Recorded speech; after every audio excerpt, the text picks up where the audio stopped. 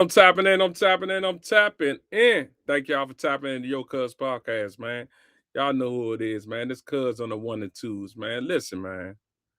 Thank y'all for tapping in last night off the late night show. I just want to say I appreciate all my supporters, man. I appreciate all the new subscribers, man. I appreciate all the old subscribers, man. I appreciate the YouTube family, man, for tapping in last night, man, and every other Saturday, man, to the late night show, man. I appreciate y'all being there, man. I love the support, man. Man, listen, just keep on supporting the YouTube channel, and I'm gonna keep on bringing that pain to y'all, man. Don't worry about it. Thank y'all for tapping into Yo Cuz podcast. So listen, I got one for y'all today. I got one for y'all today, man. Did y'all see the post where Michelle Obama and Obama was gorillas, Mo? You see this shit, Mo? Listen, man. They talking bad about the black people, then they trying to clear it up. Listen, man, we gotta stop doing this racist shit.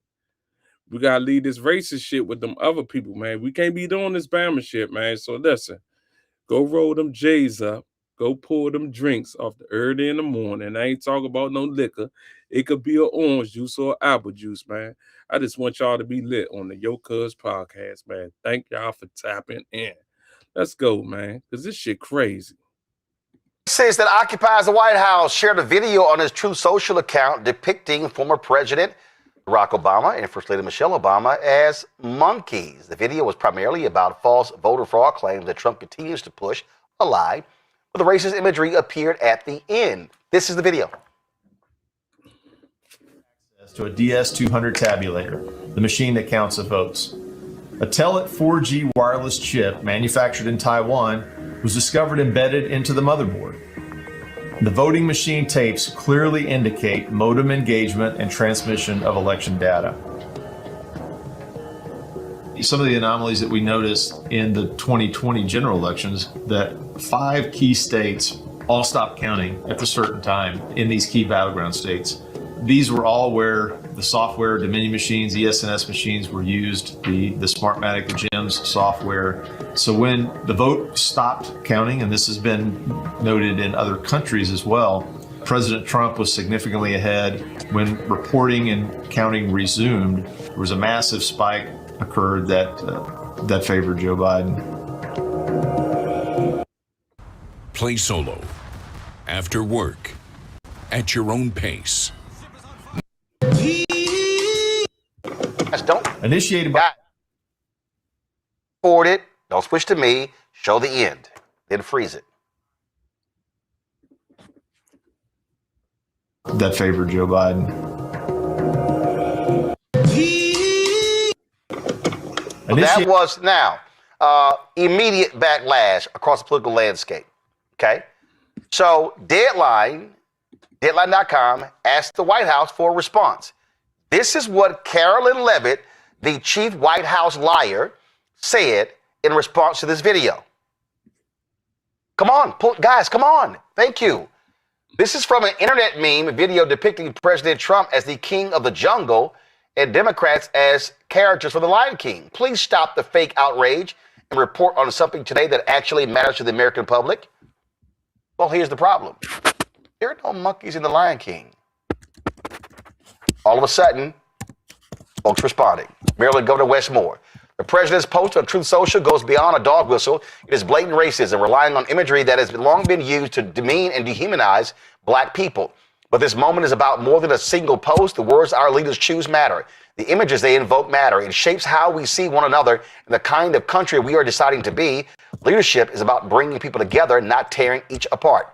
Republican Senator Roger Wicker of Mississippi said, "This is totally unacceptable. The president should take it down and apologize." Now, it went on and on and on. Now, of course, that MAGA leprechaun comedian Terrence Williams, he put out fake news alert. Trump didn't post this monkey video of the Obamas lying Democrats. It's not on his page. Fake screenshot. No, Terrence, you're a liar. And that's exactly what you do. You lie over and over and over again. And so you lied about this here. Now, a black MAGA supporter, international singer Mary Milliman, she actually posted this. The president's Truth Social post of former President Barack Obama and First Lady Michelle Obama is the most racist and offensive post I've ever seen. It is completely beneath the American presidency, and most importantly, is opposite of the spirit of God. It is Now, rather for the real. spirit of Jim Crow.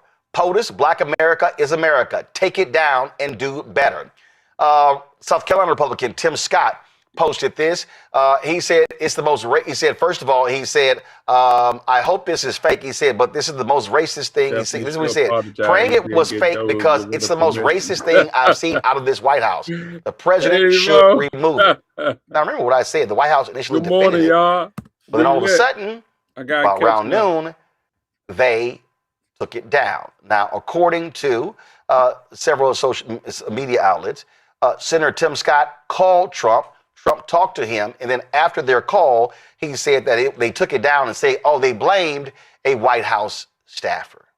Because it Now, was. we always known who he was. Remember when he said Obama wasn't born here in America, and then he kept pushing that lie? Now, remember when he also ran the first It's time? amazing how white people 2015? black Remember when people Lindsey love Graham when it was white. actually That's had it. some balls? Facts. When he actually had Right. some guts? When he wasn't kissing Trump's ass? This is what South Carolina Republican Lindsey Graham actually said about the racist Donald Trump in 2015. Hi, my name is Tami, and I would like to give you a few reasons why you should consider dating a young Asian lady. You can choose a potential spouse from Vietnam, the Philippines, Thailand, or Indonesia. The geography is boundless. Have you noticed that Asian women have become more and more popular?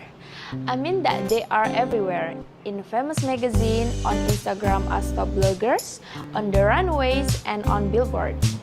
More importantly, they are in men's heart. True, they are this popular because most of them have everything that an object of Don't say that all the fascination is time. supposed to have: natural beauty, stunning bodies, and charisma like temper. Yes, these ladies are beautiful, and even you can't deny that a lot of men are physically attracted to them. Anyway, Asian women truly I want to talk to the Trump supporters for a minute. I don't know who you are, and I don't know why you like this guy. I think what you like about him, he appears to be strong when the rest of us are weak. He's a very successful businessman. He's going to make everything great. He's going to take all the problems of the world and put them in a box and make your life better. That's what he's selling. Here's what you're buying. He's a race-baiting, xenophobic, religious bigot. He doesn't represent my party. He doesn't lie all the represent the time. values that the men and women who wear the uniform are fighting for. I've been in the Air Force for 33 years. I retired this June. He's the ISIL Man of the Year, by the way. He just got back from Iraq a week ago this Monday. I know. We interviewed you live from there. You were with Senator John McCain, and you were going into Iraq to get a status report. What were they saying there about all of this? The military leadership and the diplomatic corps. Now, we have young men and women in harm's way all over the world, particularly in the Mideast. They were concerned about this rhetoric Who because knows, the enemy bruh? will use it That's against us. very weak. Who knows? So what was a concern last week has to be DEFCON 4 this Don't week. know. Because what Mr. Trump is doing, and I don't think he has a clue about anything, he's just trying to get his numbers up and get the biggest reaction he can. He's putting our soldiers and diplomats at risk. He's empowering the enemy.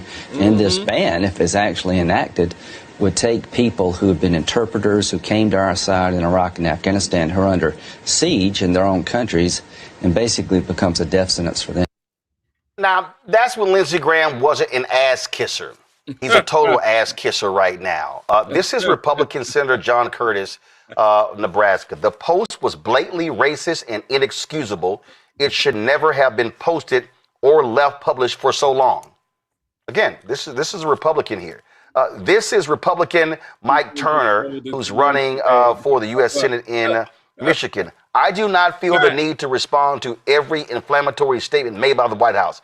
Right there, that says a whole lot. However, the release of racist images of former President Barack and First Lady Michelle Obama is offensive, heartbreaking, and unacceptable. President Trump should apologize. So he goes further. He's saying don't just delete, he should apologize. Now, for a long time, let's see here. Black Republicans in Congress, other than Tim Scott, Byron Donalds, they posted, oh, he called the White House and was told it was a staffer, and that was it. No statement, no nothing. Coward. Wesley Hunt, Congressman from Texas, nothing. Coward. For the longest, Burgess Owens, former NFL player, congressman from Utah, didn't say anything. An hour ago, he finally tweeted, I'm aware of the Truth Social post that circulated earlier. The imagery was wildly offensive and inappropriate. And as a black man, I find it especially troubling. It never should have been shared or even created. And I'm glad it has been taken down. Reports indicate it may have been posted in error by a staff member, but regardless, we all have a responsibility to use care and good judgment with the content we produce and distribute. Nah, for real. Did you know there's a type of insurance that pays you while you're still alive? Most homeowners have never heard of it. It's called mortgage protection. But we know who this racist is. We know exactly who he is. And so Donald Trump showed us exactly who he has always been.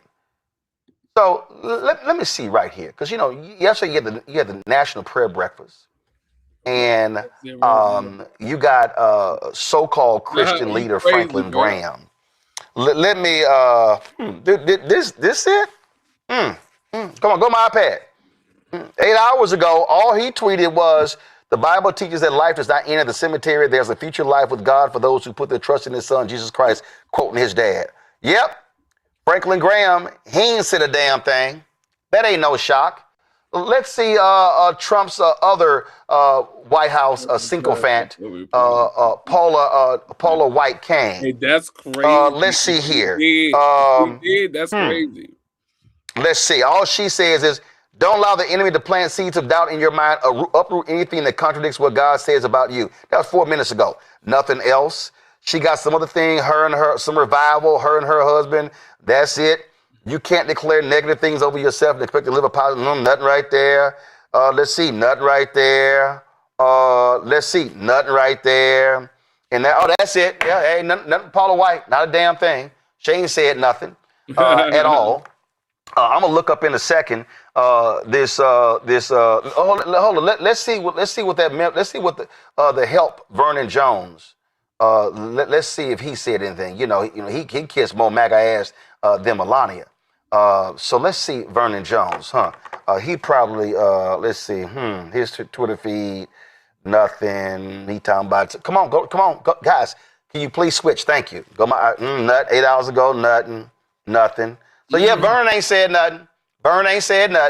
So that's no shock right there. I could pull up a whole bunch of other these Negroes, these MAGA Negroes, ain't said nothing. Dinesh D'Souza, Indian American, he actually laughed it off. Let me show you what this fool said. This fool actually said, let's see here. In context, this is both amusing and harmless. We're not in the mood to fall for another race hoax from the left. Well, Dinesh, if it's a race hoax, why did they admit that it was posted by, and it was a fault of a White House staffer? See, this is what happens when you kiss so much MAGA ass. You defend their bullshit, and even when they did it, you look like a damn fool. Candace Kelly, legal analyst and host of Not All Hood, South Orange, New Jersey, joins us. Ashley Etienne, former communications director for Vice President Kamala Harris and Speaker Nancy Pelosi, joins from D.C. And also joining us, Matt Manning, civil rights attorney out of Corpus Christi. Glad to have all three of y'all here. Here's the thing here. I'm going to start with you, Ashley. Donald Trump has said so many racist things, so many sexist things, so many misogynistic things. He's been uncouth. He has been despicable. He showed us yesterday completely not like a Christian speaking the National Prayer Breakfast. But MAGA says, doesn't matter. They're going to have to figure that out, right? Doesn't matter. We have no problem. Figure that out. I was very surprised to see right-wing, big-time Christian Eric Erickson actually call out what he had to say. In fact, that was this that was his one tweet. He posted FFS. That means. And he was just like, you never know. Really? And so he's been criticizing others, been responding. But see, here's the deal, Ashley. All this other stuff beforehand, Eric would often say, well, I voted for Trump because he was better than whatever option they had. White people. And that right there, but Trump is like, That's I can crazy. do whatever I want. I can keep employing racists. I can keep employing people who admitted have a Nazi streak, Paul Ingratiate. He still is employing that Nazi-loving ICE attorney in Dallas. Donald Trump has said, no more rules, no repercussions. Y'all if you're a crazy. racist and Trump sexist, is racist. guess Well, what? you know he is. It's good. It's all good in the hood. We all good right here. You can do whatever you want in the MAGA neighborhood. Absolutely. And not only has it been sanctioned by the MAGA wing of the Republican Party, but it's also been to a degree sanctioned by the Supreme Court and almost every institution up and down and across America. And I think that's the part that's sad. I mean, I don't have any faith or any hope in any of these white Christians. Remember, Christianity sanctioned slavery for and the subjugation of women and Black people and brown people. So I don't have much faith in that. But here's the way I sort of see this is that Donald Trump has this really sick obsession with the Obamas, and it's really become a pattern of escalation. And to your point, it started out with birtherism, but then it escalated to the point of Trump saying that Obama committed treason. And just this past weekend, he tweeted out that Obama should be jailed, that he should be arrested. So that's really what we're seeing. And so, it's one thing for people to object to this image, which that everyone's justified, obviously, in objecting to it. But it's these other things that I think are sort of going under the radar that are really even more problematic for me, especially when you look at what's happening on Capitol Hill. They're going to be taking potentially a vote to hold Clinton in contempt, which would open the door to go after Barack Obama for any of these things that Donald Trump has falsely accused him of. So really, it's really the pattern of escalation that really concerns me most as it relates to the former president. Well, it's real simple, Candace. He's jealous as hell of Obama. He hates the fact that America and the world loved Obama. He hates the crowd sizes. He hates everything that he received. Donald Trump is such a narcissistic asshole. He wants adulation. This fool literally has said to New York City, put my name on Penn Station. And what's the other? It was two things he said. Oh, Dulles Airport. Put my name on Dulles Airport, put my name on Penn Station, or I'm not sending y'all the money. Yeah, that's funny. Yeah. And let's add to that I can be in New York City and I can shoot anybody that I want in Times Square. But just like was spoken, it really is the escalation of things that are going on. And when you said that, this has to do with just a lot of jealousy and the fact that there's this obsession with the Obamas, lest we forget becoming and the fact that becoming Black women across America, people of color, put her back on Netflix at the time where Melania was supposed to be in the spotlight. That did not make them happen. And I don't think that we should forget the timing of that and the fact that it is now in the kids section of Netflix. So when we look at all of this, we also have to look at the fact that this particular video had to do with voting. This is another obsession that he has. So he's got all these obsessions. It's like he is thinking about it night after night, and then he posts whatever he wants to blame it on someone as if it was some type of mistake. Now, we all know that sometimes you do not post directly. You have a mechanism or a platform where it can be posted. But to blame this on someone, you don't have that much oversight over your feed where somebody could actually have created a mistake. That nigga lying. We do not believe this. I am unshocked. This is not something that is surprising. And this is something that he is doing just across the board in terms of making sure that Black folks are dehumanized and Black folks are put in a place that is lesser than, so that he can continue to just, hit the beat to his base. That's what I see going on here. Before I go to Matt, this is what House Democratic Leader Hakeem Jeffries had to say. This disgusting video posted by the so-called president was done intentionally. Donald Trump and his vile, racist, and malignant behavior. This guy is an unhinged bottom feeder. President Obama and Michelle Obama are brilliant, caring, and patriotic Americans. They represent the best of this country. It's time for John Thune, Mike Johnson, and Republicans to denounce this serial fraudster. Uncle Ben who's sitting at 1600 Josh. Pennsylvania Avenue pretending to be the president of the United States. Yeah, Matt, he did say F Donald Trump. Wasn't that a song that Nipsey Hussle was on? Go ahead. People come to us and their teeth nigga are mad so at bad Trump, that they boy. all need to be extracted. They all need to be taken out. Well, and he also air traffic controlled. I love Jeffries, but he's funny when he talks. But in any event, you know, you got to really suspend disbelief to think this was a staffer. I think what Ashley and Candace before it went out, I saw one rationalization on social media where they said this was a part of a larger parody of The Lion King. I think you said that earlier. But here's the thing: I have been under a rock your entire life to to not understand that the depiction of Black Americans as apes is a very long, super racist trope. So the idea that somehow you didn't catch that, or the idea that maybe this was an errant posting, is complete BS. And I don't understand why at this point, with all the other things you've already espoused in that racist White House, why don't you just say this with your chest and admit this is what it is? And I'm glad there are some people calling it out, but what I don't like is the equivocation, where there are people saying, well, other presidents have said things they shouldn't say, or otherwise softening it. This is per se racist. It is blatant racism against people we know you hate. You've hated since before you got into office. And there's no way to rationalize this whatsoever. So I think you should just accept it if you're Trump at this point. But we know it's BS, and we know some staffer didn't post it. We know he posted it to get the exact reaction that is, you know, been responded to.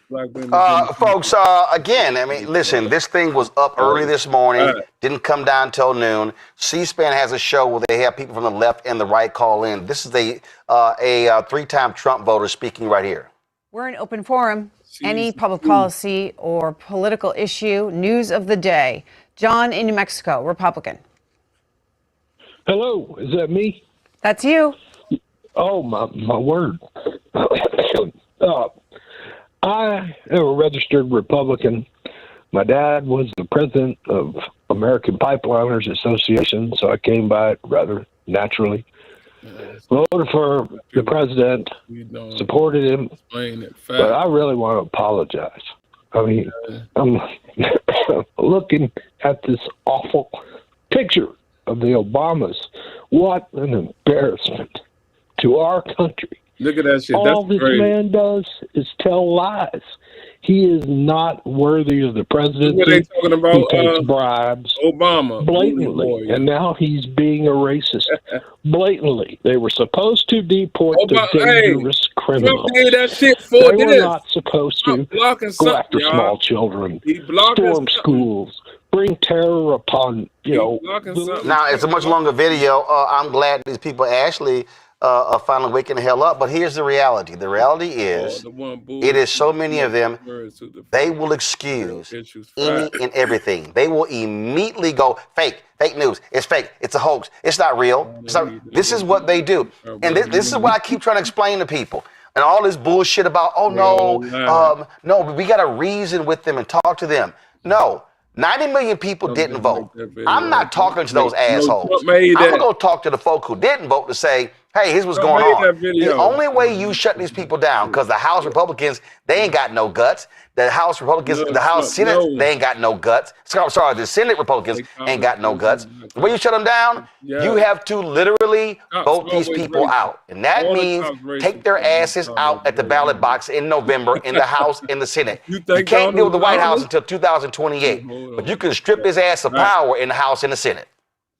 No, absolutely right. But can I just add a little something to the conversation? What I think Donald Trump was trying to do, especially posting that video during Black History Month, is it was a clear effort to provoke Black people into action. He's tried everything imaginable, sending the National Guard to our cities to terrorize our cities. He's, dismantled all DEI programs across the government, which led to the firing of thousands upon thousands of Black women. He's attacking DEI all over all over, institutions all over the country. In addition to that, rolling back provisions at DOL and DOD now for minority distinctions for minority-owned businesses. So he's trying everything possible to actually provoke Black people into taking action.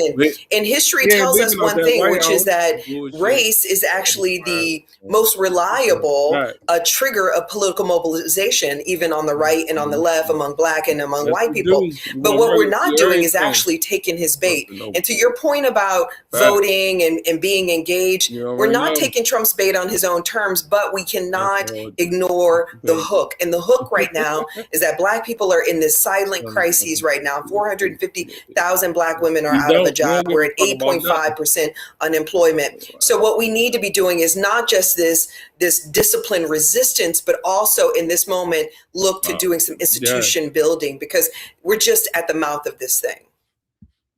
This adorable AI companion puppy is quickly becoming the most popular Christmas gift of 2025. It provides real companionship and emotional bonding without the vet bills, daily walks, or constant maintenance.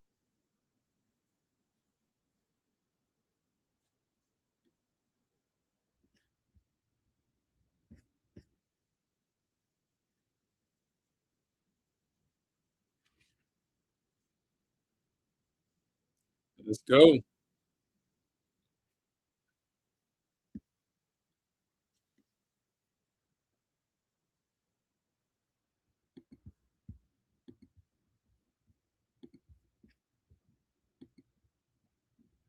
That is true. Thanks for joining us, Ron. I wanted to talk to you about ICE and so many other topics. I didn't expect that I'd have to ask you this to start the interview. It's just unreal, Roland. What did you make? And I'm wondering what your first reaction was, Roland, when you saw this video and this country. It was racist. And I watched as mainstream media, CNN, all these networks go along with it as if it was a legitimate issue. And I kept saying then, you are emboldening this bigot. And that's exactly what happened. They legitimize the bigot. And so what then happens? He kept going. I'll never forget when it was somewhere he traveled and he parked his plane outside, and it was outside of a hangar. And it was like this very presidential type thing where he was supposed to talk about it. And then I remember another situation when he had all these generals who were standing behind him. So he has a lot of Republicans who have been calling him out. But the response from a lot of his supporters, like, oh, this is a nothing burger. This is no big deal. Right. So what they did was, by legitimizing the bigotry, and see, I'll never forget the sexism.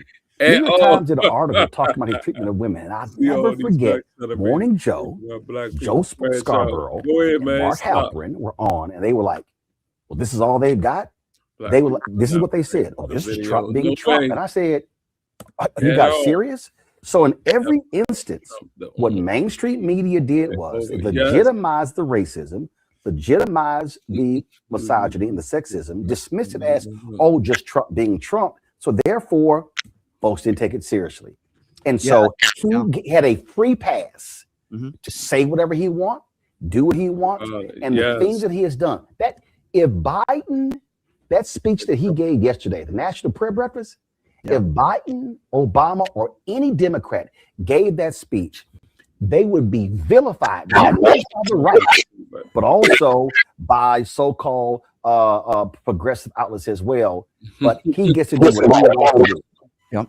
Roland, that's a good point you make there. And, it's interesting because now they're doing damage control, right, Roland? First of all, Caroline Leavitt comes out and she defends it. She almost basically doubles down on it. She blames Democrats and calls it fake outrage. Then they take it down. Now they're blaming a staffer. Roland, I don't know about you, but I don't believe anything they say. I think Donald Trump actually did this. I think it was Donald Trump. Because if it's not, why don't they release the name of the person who did this, and why don't they hold it, right? Yeah. So you know it's never his fault. It's always someone else. No, he absolutely did this. Yeah, there's no doubt in my mind. He did it. Of course he did it. Right. And if he didn't do it, he approved it. Yeah. And this is what they do. And so remember, what did Roy Cohn tell Trump?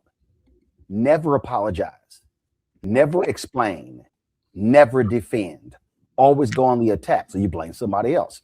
I can tell you, I was communicating with some very prominent Black Republicans this morning, and the message was sent to the White House. You have crossed a line. If it doesn't come down, then we're going to come out. Now, Tim Scott did not put it on his, remember, Tim Scott didn't put it on his personal account.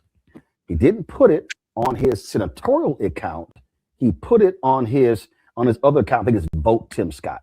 Okay. So he called it racist. So they were like, yo, we're going to do it. Guess what? Burgess Owens, Black Republican from Utah, nothing. Yes, Wesley Hunt, Black Republican from Texas, nothing. Byron Donalds, who's running for Florida governor and who's been kissing Trump's ass and got his endorsement.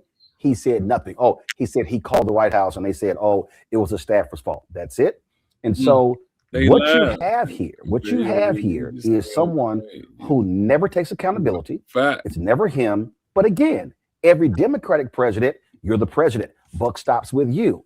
And so they are going to allow Donald Trump to weasel his way out of this again. There will be no accountability, no retribution. And that's also why he still allows openly loving Nazis to serve his administration.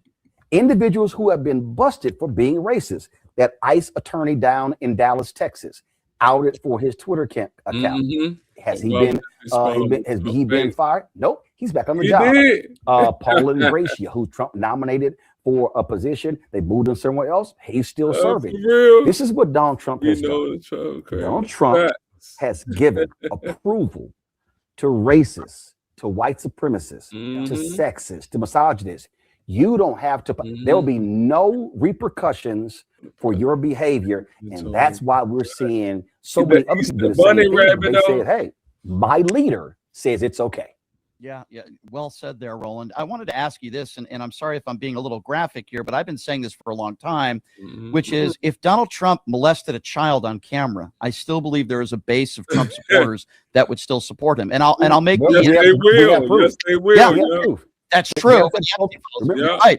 And now I'm going to make this comparison. And I hate to do this because it pains me to say this, but this is how I feel. If Donald Trump today put out a video and called the Obamas and used the N-word, I still think there is a base of his supporters, even elected officials, that might still defend him. So it's like, I'm not crazy, Mo. That's not even some of y'all don't even know the facts of this shit. 70, 30, 60, 40. No, it's 100% correct. Somebody posted. Somebody he said Donald Trump posted. I could shoot someone on Fifth Avenue. Yeah, and they would still support him. I wouldn't lose support. Yeah. That was true. There is crazy. What people have to understand it's crazy. Agree is that the Republican Party, the entire party, ain't nothing but drama going on in Minnesota right now. What they have done. They have said there's nothing. We love power so much that there's nothing that you can do that's going to cause us to even say he's got to go support this person over here. Take Eric Erickson. I worked with him at CNN. Eric Erickson, very much hardcore conservative, Christian conservative. He's always talking about Christian values. Every time he says Trump does something, this is what he says. He says, he calls it out and then goes, but I voted for him because no matter what, he was better than the other side. Well, when you say that, that means that it doesn't matter what he does. Doesn't matter what he says. But because he is going to advance the Republican Party's position, I voted for him. So again, no repercussion. So the greatest repercussion in politics is to throw you out of office. What did Mitch McConnell say after January 6th? Mitch McConnell, all these Republicans said, no, we're not going to convict him because we think he's never going to come back from this. He's never going to survive this. And let me tell you what I do. If people go to my YouTube channel, I did this whole deconstruction, and it was biblical. And that is, all of these people said, you know what? We want a king. And if you read 1 Samuel, we want a king. God was like, wait a minute, no, they want a king. So God said to Samuel, okay, I'm going to let them have a king. And I'm going to tell them what the king is going to do to them. They're going to regret they asked for a king. And even when Samuel the prophet went back and told them, they said, we still want a king. So the people who voted for Trump, they were told, they were shown on January 6th, he's lied about the election in 2020, and they said it doesn't matter. We want our king back. So this is what I say to all those broke-ass white farmers in Nebraska and Iowa and Wisconsin who are crying about losing their farms. No, you wanted a king. You got a king. To the Latino voters, I never said who black ignored people his can't be racism racist. and said we want him because these people got to go back. Guess what? All us You ain't wanted a racist, king. brother. You now got a king. The people in Kentucky who are complaining about losing their Affordable Care Act, who are complaining about cuts to food benefits. Guess what? You voted for a king. You got a king, and so that's the real deal here. Now, granted, the rest of us are hurt by it, but they wanted a king. Right? They got their king, and now they have to live with the repercussions of their king. And Roland, I agree, and I feel like the same people that are defending this Obama video, depicting them as monkeys, it pains me to even say that. It's so despicable. I feel like they're the same people that are defending Renee Good getting shot in the face, defending the Alex Freddie murder. Right? These are the same people. They're defending these ICE thugs that are treating brown people and people with accents like animals. Racist, bro, Did you see Treasury Secretary Scott Bessent? Yeah. Now, let's be real clear. You're talking about an administration that is How they come and see y'all for the animus Super Bowl towards game on? LGBTQ. But Scott Bessent, he's not going to say anything. So he sits there when he is questioned by Maryland Senator, well, this escaping me right now, used to be Chris Van Hollen. And he's like, well, will you condemn this? Well, yes, I did. And will you condemn the killer of who was the nutcase trying to break into the Capitol? Trump gave her family $50 million. Ashley Babbitt. Yeah. Ashley Babbitt. 5 million. Yeah. 5 million. Yep. Here's Scott Bessent telling Van Hollen, will you condemn that? Crazy, I'm sorry. Bro. Last I checked, the Capitol was barricaded. This woman was trying to break in, security on the other side with guns saying, don't come in. And she's still doing it. Oh, hell no. I'm not going to condemn. I will not condemn what happened to Ashley Babbitt because she was, I'm sorry, what do they tell black people? Why didn't you comply?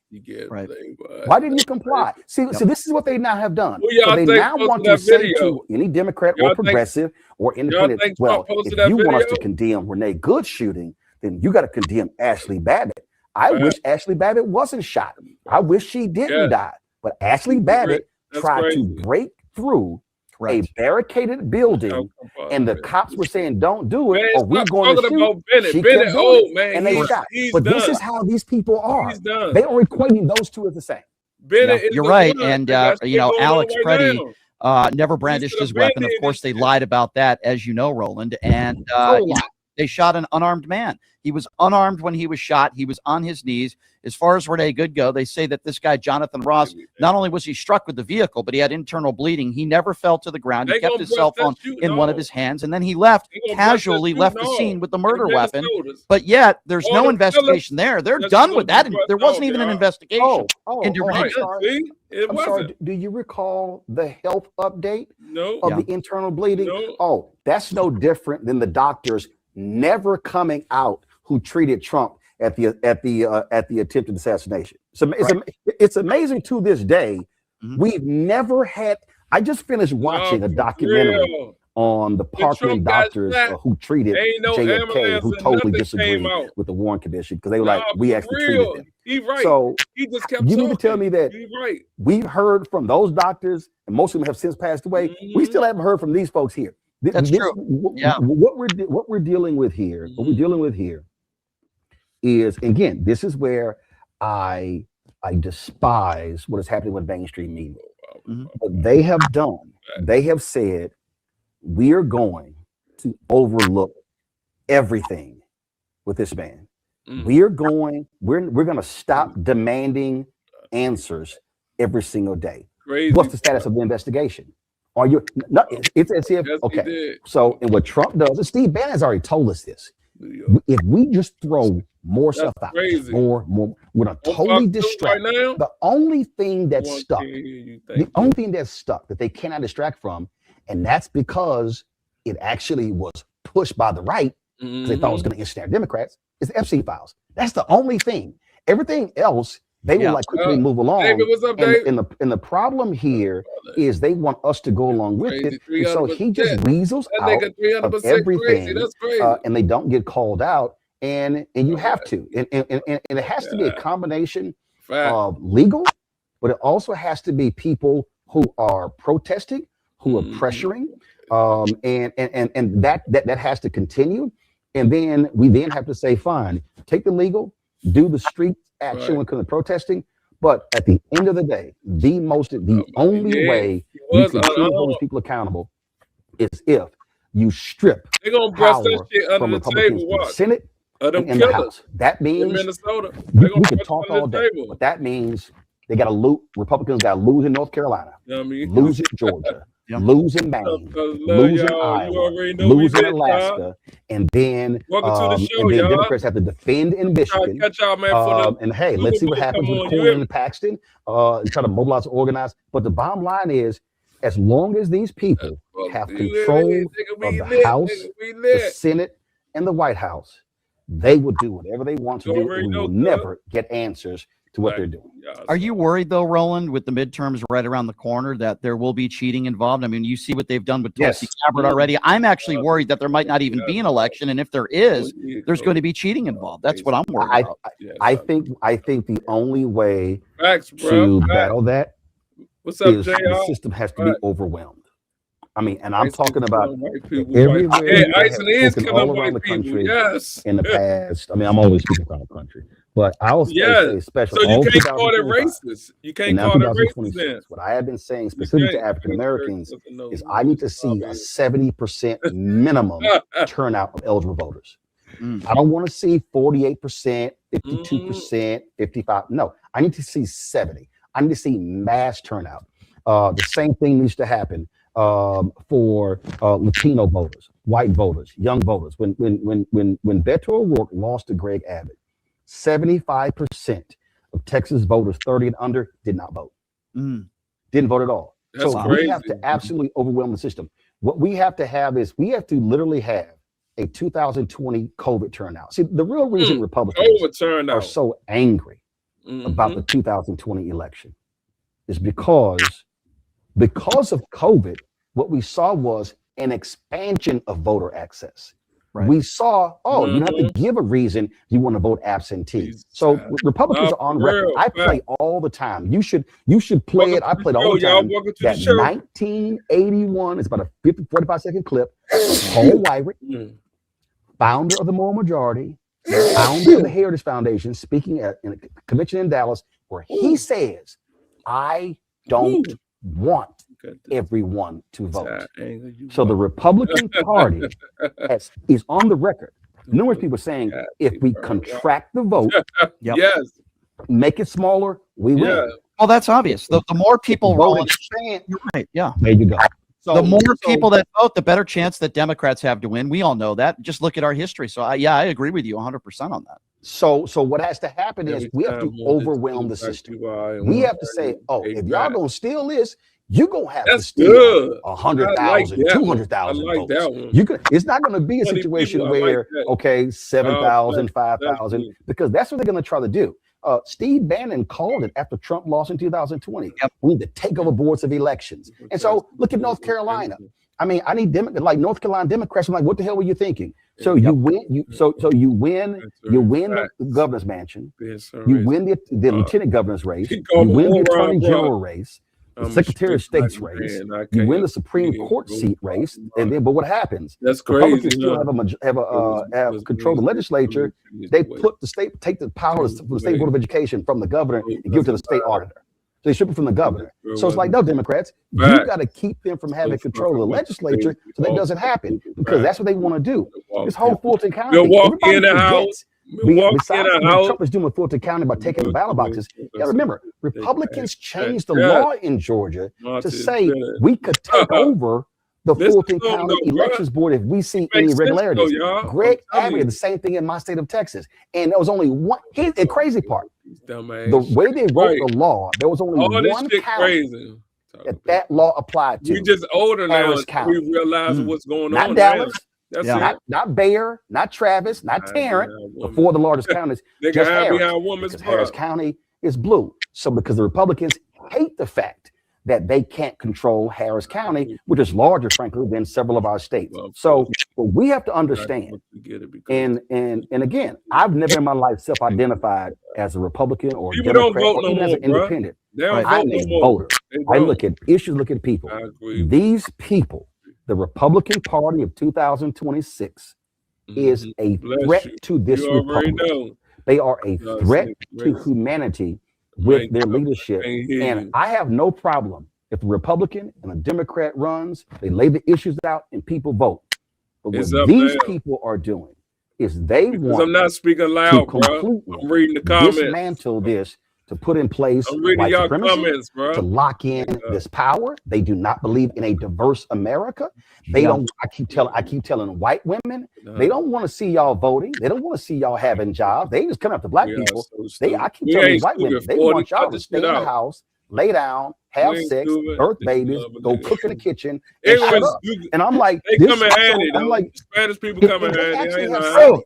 It's true. Like, this is not me saying it. They say it. Hold on, y'all. Our creative team of award. No, you're right. Everything you just said is true. It's misogynist values. I mean, there are even some people who don't even believe that women should be voting in this day and age. In 2000, it's crazy. Right. Roland, before I let you go, let's just say this. It's so important that people like you are speaking out today. And I'm so appreciative that you were able to come on the show. Before I let you go, I want to just give people the opportunity on my show. How do they follow you on Unfiltered? You do a phenomenal job. I have so much respect for you, Roland. Give out that information. I appreciate it. We're live every night, 6 to 8 p.m. Eastern. Go subscribe to my YouTube channel. We are less than 100,000 away from hitting 2 million. And I'm at Roland Martin on Instagram, on Twitter, on all the platforms. But I really want people to follow the YouTube channel. I watch your stuff as well, because I need people to understand we are living in a time, and I spent 6 years at CNN. Mainstream media. We do not have Walter Cronkite of today. We don't have a Catherine Graham of today.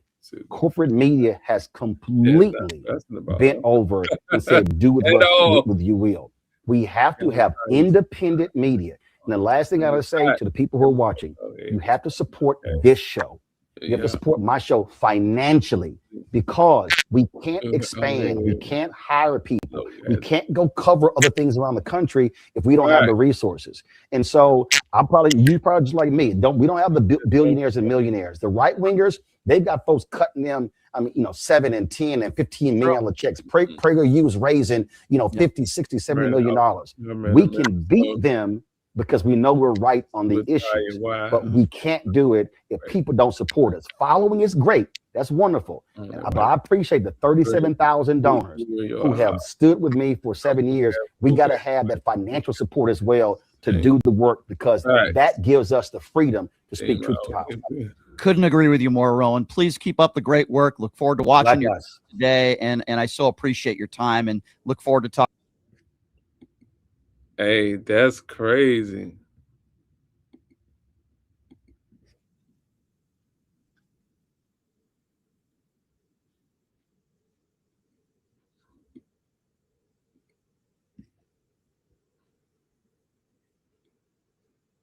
Ass was trifling at Fox News, and then when she went to NBC, we knew she was full of shit there. That's why she lost her job there. Now she walked through with 69 million. I don't know what the hell Andy Lack was thinking her ass was gonna appeal to anybody at NBC, and gave her all that damn money. They don't never give black folks those 69 million work for a year and a half. Work for a year and a half, and then you walk away with $69 million. So now she's doing her own thing. She run around, got her own network. She on Sirius. New York Post promotes any dumbass thing this fool says. And so she always is weighing in on black shit. And if there's anybody who should have a big ass sign that says shut the fuck up when it comes to black stuff, it should be Megyn Kelly. Okay? So before I even get into her comments, let me remind y'all, this is what the dumbass Megyn Kelly had to say about Santa Claus when she was on Fox News.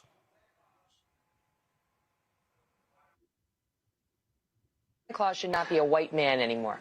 And when I saw this headline, I kind of laughed and I said, oh, this is so ridiculous. Yet another person claiming it's racist to have a white Santa, you know? And by the way, for all you kids watching at home, Santa just is white, but this person is just arguing that maybe we should also have a black Santa. But, you know, Santa is what he is, and just so you know, we're just debating this. Okay. Santa's fictional. So she was stupid as hell there. So you could have a black Santa, a brown Santa, a white Santa. But again, that's when you dumbass. She really was sitting here acting like they were having a factual debate over a fictional got everything high. But anyway, so then when she took her ass to NBC Today show, then of course she had to run her damn mouth when the issue of Halloween and blackface came up. Here's what this fool said. Freedom of expression, this is not in our country, but freedom of expression is a beautiful thing. So is freedom of speech. It's part of why I like living in the United States of America. If you're going to dress like an idiot, act like an idiot, and actually dress and be racist, then somebody should say something to somebody, but you should still be able to dress like a moron. But what is racist? Because truly, you do get in trouble if you are a white person who puts on blackface for Halloween, or a black person who puts on whiteface for Halloween. Like, back when I was a kid, that was everybody okay, talk as long about as you were dressing up as like a racism. character. Right. If somebody feels like something is offensive to them, then you should say it, and that's fair game. Santa ain't got no stutter. If you're going to dress up like that. Yeah, you got to be able to take it. Yeah. What if I told you there's a type of life insurance that can pay you while you're still alive? And most homeowners with I hope Megyn Kelly learned her lesson. Why don't you stay away from holidays? Because your track record ain't good talking about holidays. So, now we got the latest stupid shit. Now, earlier this year, she had the nerve to call Jemele Hill ugly. I mean, when you're a flat ass, skinny ass, bony white woman, you really should not be talking about the looks of other people, okay? And that's just a fact, okay? So here you have Michelle Obama sitting down with Robin Roberts. It was some special on ABC. And the former First Lady said this about her hair. Okay, we don't have the Michelle Obama comment? Okay, y'all, that's what's set up. Okay, so hold on. Let me, because that sets up the Megyn Kelly deal. So we should have had that. So, all right. So, and you know, first of all, I didn't see the special. I didn't even know anything about it. And it was just like, okay, fine. But then all of a sudden, I'm looking at some other comment, and they were talking about it. Well, actually, Michelle Obama was talking about the idea of straightening hair and things along those lines. And this actually was, I think this was the comment right here. So go to my iPad. As women of color, that the way our hair naturally grows out of our head, it's beautiful, but if we struggle to make it look like the standard, that means we are spending thousands of hours and lots of money straightening out what is naturally curly hair, right? And that takes time out of your life. It costs money. Interview that she did, that wasn't one with Robin Roberts. So, white woman Megyn Kelly, who ain't got curly hair, who has no idea what any black woman has to deal with when it comes to her hair, her silly ass decided to weigh in. Once again, we haven't lived up to their high standards, and we're essentially being called racist.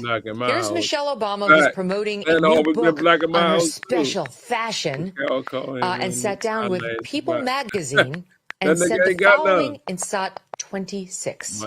Hair as women of color, that the way our hair naturally grows out of our head, it's beautiful, but if we struggle to make it look like the standard, that means we are spending thousands of hours and lots of money straightening out what is naturally curly hair, right? And that takes time out of your life. Is your purse, bro, it costs money. Get that shit Okay, so what she's saying is she's bitter because society's standards, in her view, don't allow black women to just walk around with their natural hair.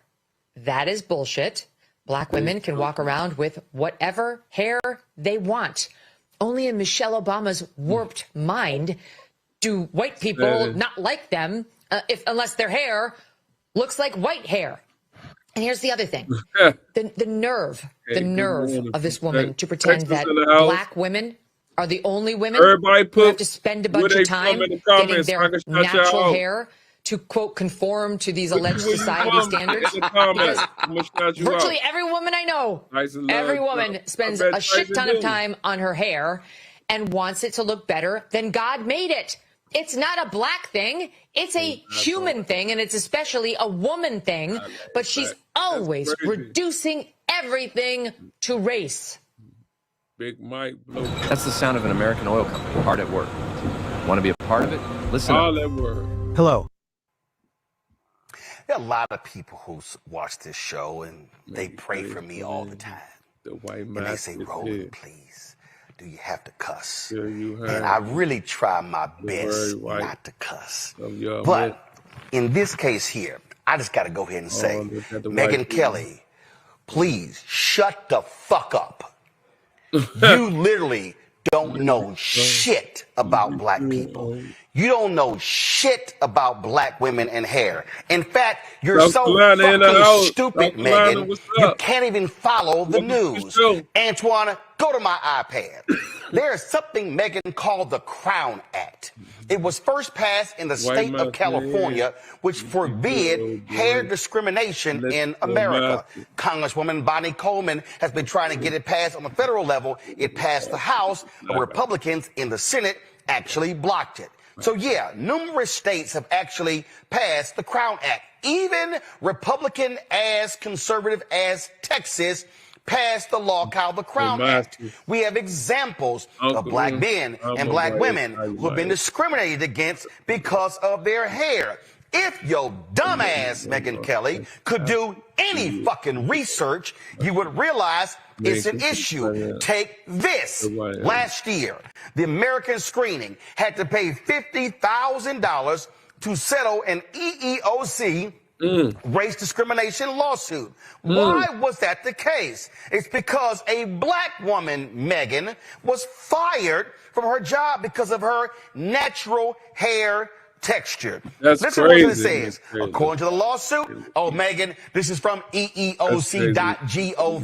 The Trump people actually left the story up. It says, according to the lawsuit, a black employee interviewed and was selected for a sales position with American Screening while wearing a wig with long straight hair. After she stopped wearing the wig and started wearing her hair in its naturally curly texture, the company's owner instructed a human resource manager to counsel the employee about her hair and, quote, looking more professional, complaining that the worker, quote, came in with beautiful hair, unquote. The employee's hair, considered type 4A on the Andre Walker hair typing system, is commonly associated with people who, like the employee, are black. The owner then directed the employee to begin wearing her wig with straight hair again. When the employee continued to wear her natural hair, the company fired her. The company later hired a white worker in her place, according to the EEOC's lawsuit. Okay, Megyn, your dumbass is a lawyer. Here's the next graph, Megyn. Such alleged conduct violates Title VII and Title VII of the Civil Rights Act of 1964, which prohibits firing employees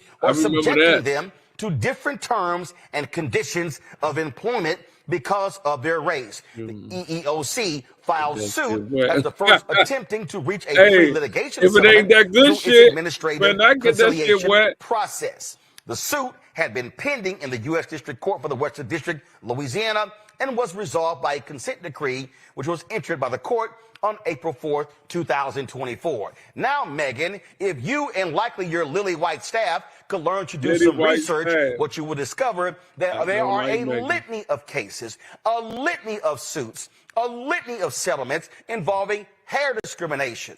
In fact, several years ago, out of Virginia, a black woman with major credentials was being hired in Virginia. Well, guess what?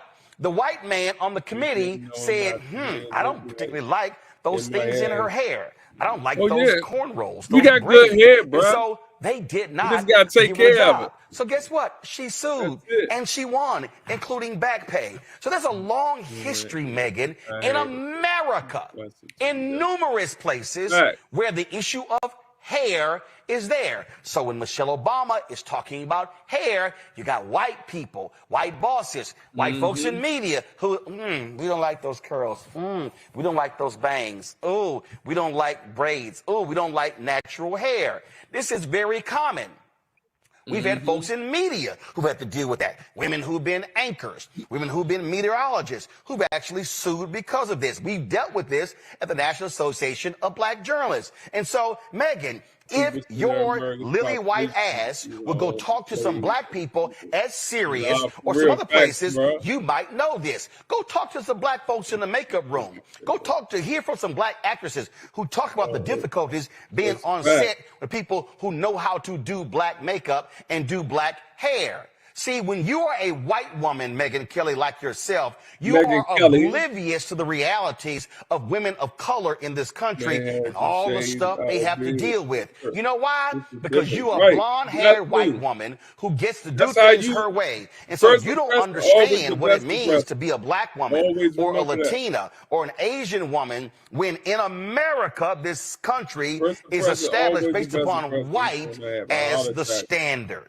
So remember when I said folks in media, what they've had to deal with? Well, guess what? Brittany Noble, who joined Black Stud Network, she knows this very well. She was a top anchor in Mississippi and dealt with the white news director dealing with her hair and went through a multi-year battle because of it. Brittany, tell folk what the hell you had to deal with natural hair and a white boss.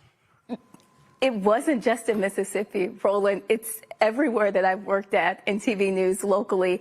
Even this time last year, I was told that I had to take down my locks by January of 2025. And then when I was back in 2018, when I was working in Mississippi, my boss told me that I needed to look like a beauty queen. I did try to file a lawsuit. I did go to the EEOC. Hold on one second. No, Reese's got to go, but I want Reese to, I want you to finish the story. But Reese is about to go, but I got to get Reese to weigh in on this, and then you're going to finish with your story. Reese, go. Reese, go. Play solo. After work. At your own pace. Well, first of all, I'm not explaining racism to her because that's her currency. She traffics in racism. She knows good and motherfucking well that you cannot be a black woman. You cannot be the first lady of the United States with an afro like Angela Davis. So she's gaslighting. But bitch, if you know all your white girlfriends have to spend thousands of dollars on getting their hair done, then what the fuck is the problem with Michelle Obama saying that she got to spend money to get her hair done? Look, I gotta spend money to get my hair done, chill. It costs money to look this good, okay? Right now, this might be Brazilian or some maybe Malaysian, but I might have a little flip over curly sew-in. Whatever. Black women, we can do whatever the hell we want to do. And that's what you really mad about. What you really mad about is that you ain't got the sauce, you ain't got the seasoning of Michelle Obama. You can't sell a book about your thigh-high boots, about your Gucci nothing, about your hair, about your makeup, because you ain't popping like that. That's why you got to sit up on the fucking internet talking shit about the real badass forever First Lady, Michelle Obama. So stay mad, ho. All right, that's Reese's perspective. Reese, I appreciate it. You got to go.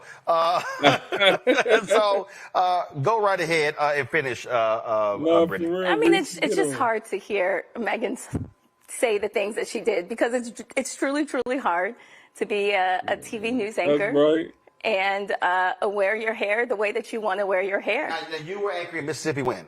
How long ago? It was, I left back in 2018. Okay, so this is 2025. Oh, and man. A lot has changed over the last several years. And so you had, what I mean by that is there's an increasing number of sisters who are wearing their hair natural. They talked about it. I forgot who's the sister at ABC. She did something on talking about it. So we had some wins. But the Crown Act also has played a role in that because now you have legislation that has been enacted. And again, there's still efforts trying to get it happen on the federal level. But this notion of straightening your hair and having to wear it a certain way, this white standard, that is the reality, not just in television, but for black women in numerous industries. And again, the lawsuits prove it. Yeah, absolutely. My lawsuit was thrown out. They could not connect race to hair.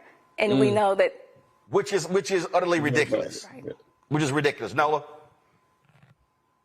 Oh my goodness. So He I ain't even have let hair her trauma talk. every single day. As a woman with natural hair with locks, I am told things like, oh, your hair is so beautiful for locks. You know, I'm I not hear racist, that all but the I'm time. so proud of Uh, this. I love it. and what they really are saying is that we don't consider locks to be beautiful or that they can be sexy and glamorous. And thank you I'm so much racist, for but I'm showing so us proud of that this they can shit be. out there. So it is always about the person that's hurling the insult.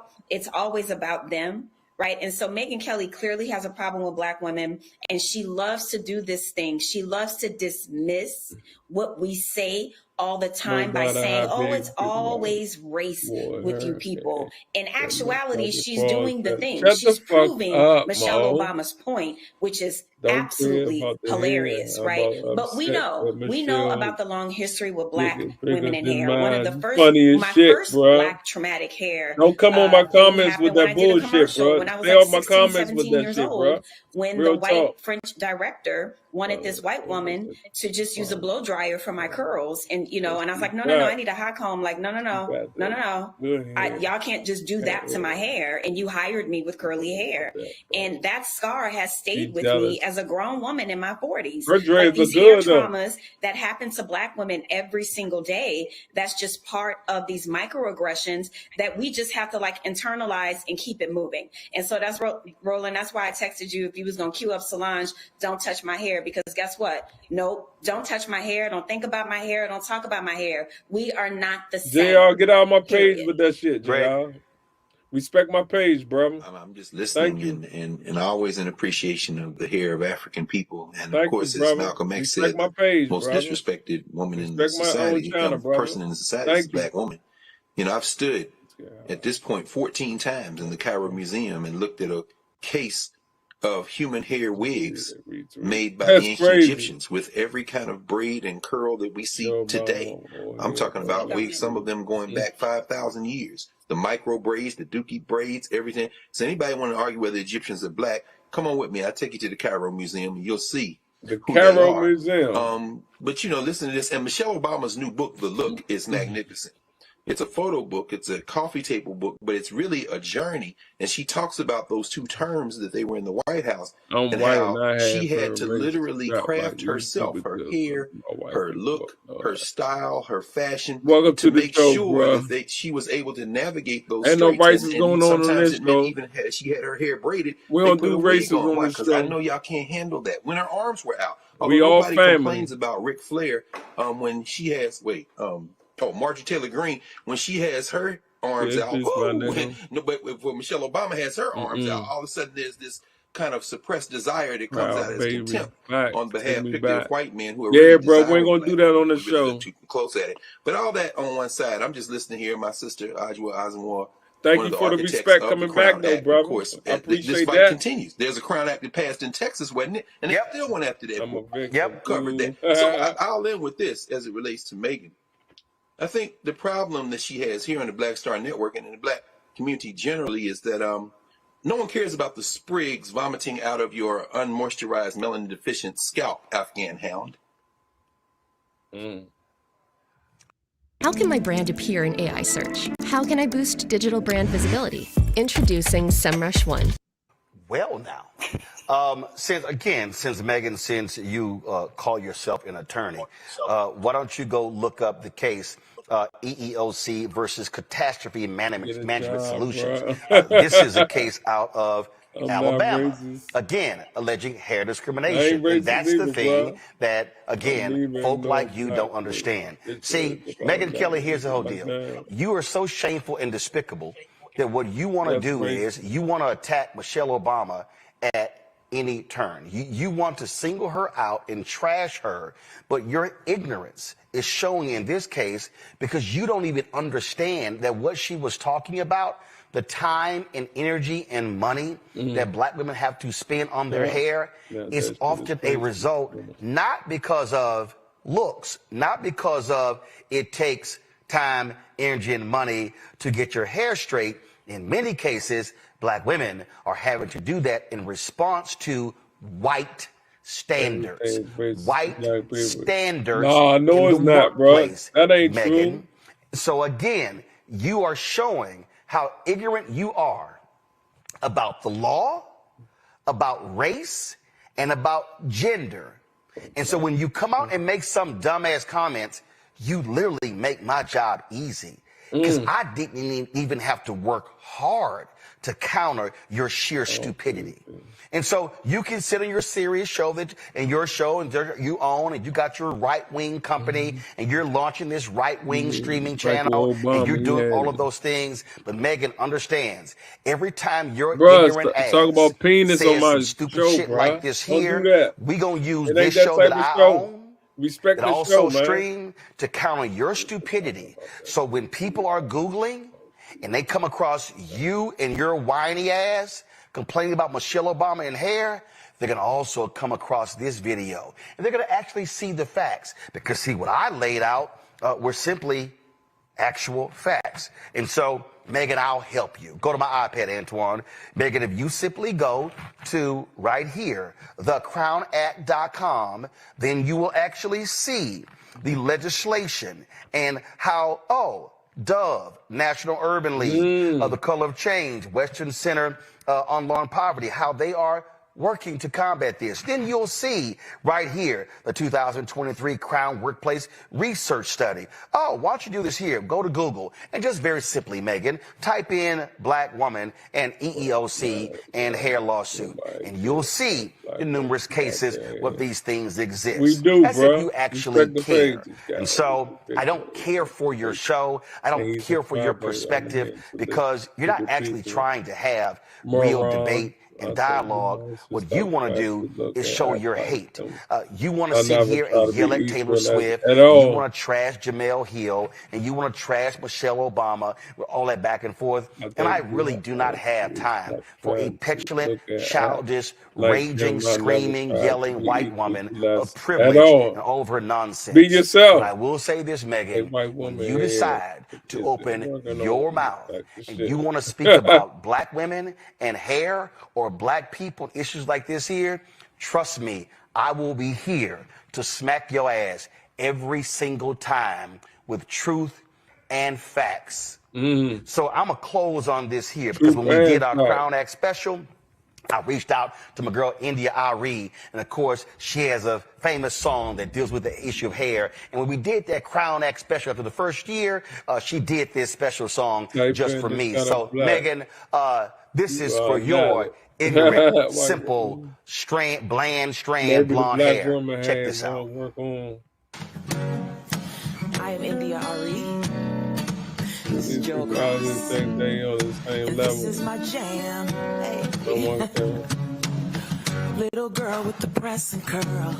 Age 8, I got a Jerry curl. 13 and I got a relaxer. I was the source of so much laughter. 15 when it all broke off. 18 and I went on natural. February 2002, I went on and did what I had to do. Cause it was time to change my life, to become the woman that I am inside. 97 dreadlocks all down. I looked in the mirror for the first time and saw that, hey, I am not my hair. I am not your skin. I am not your expectation. It's like a white woman. No, I am not my hair. I am not the skin. I am the soul. She's Papa H. She know what she is, though. Agreed.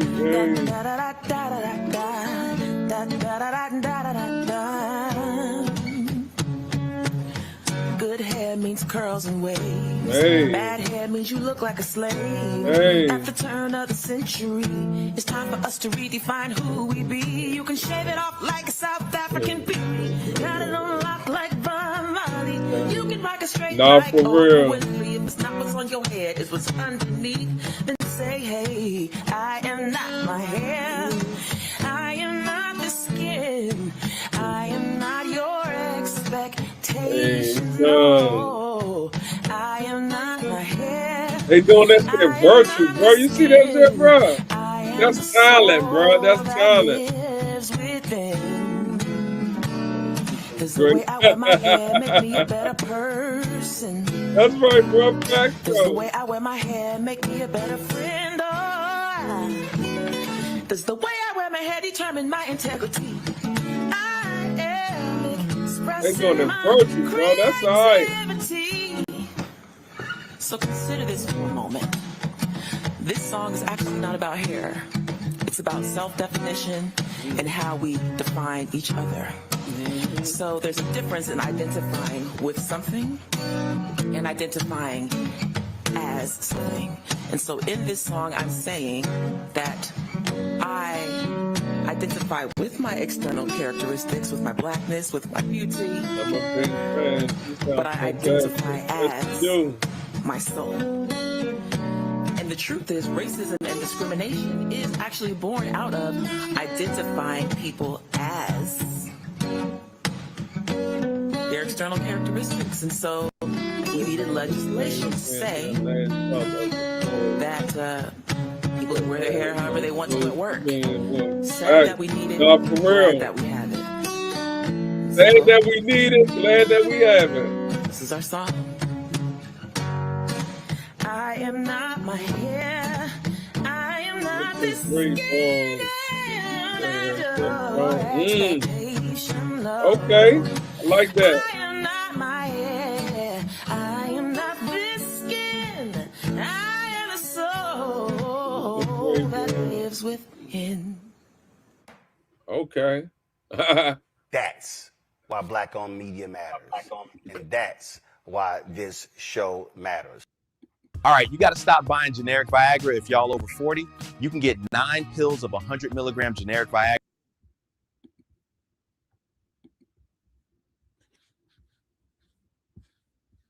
I still got more heat for y'all now. We still got more heat.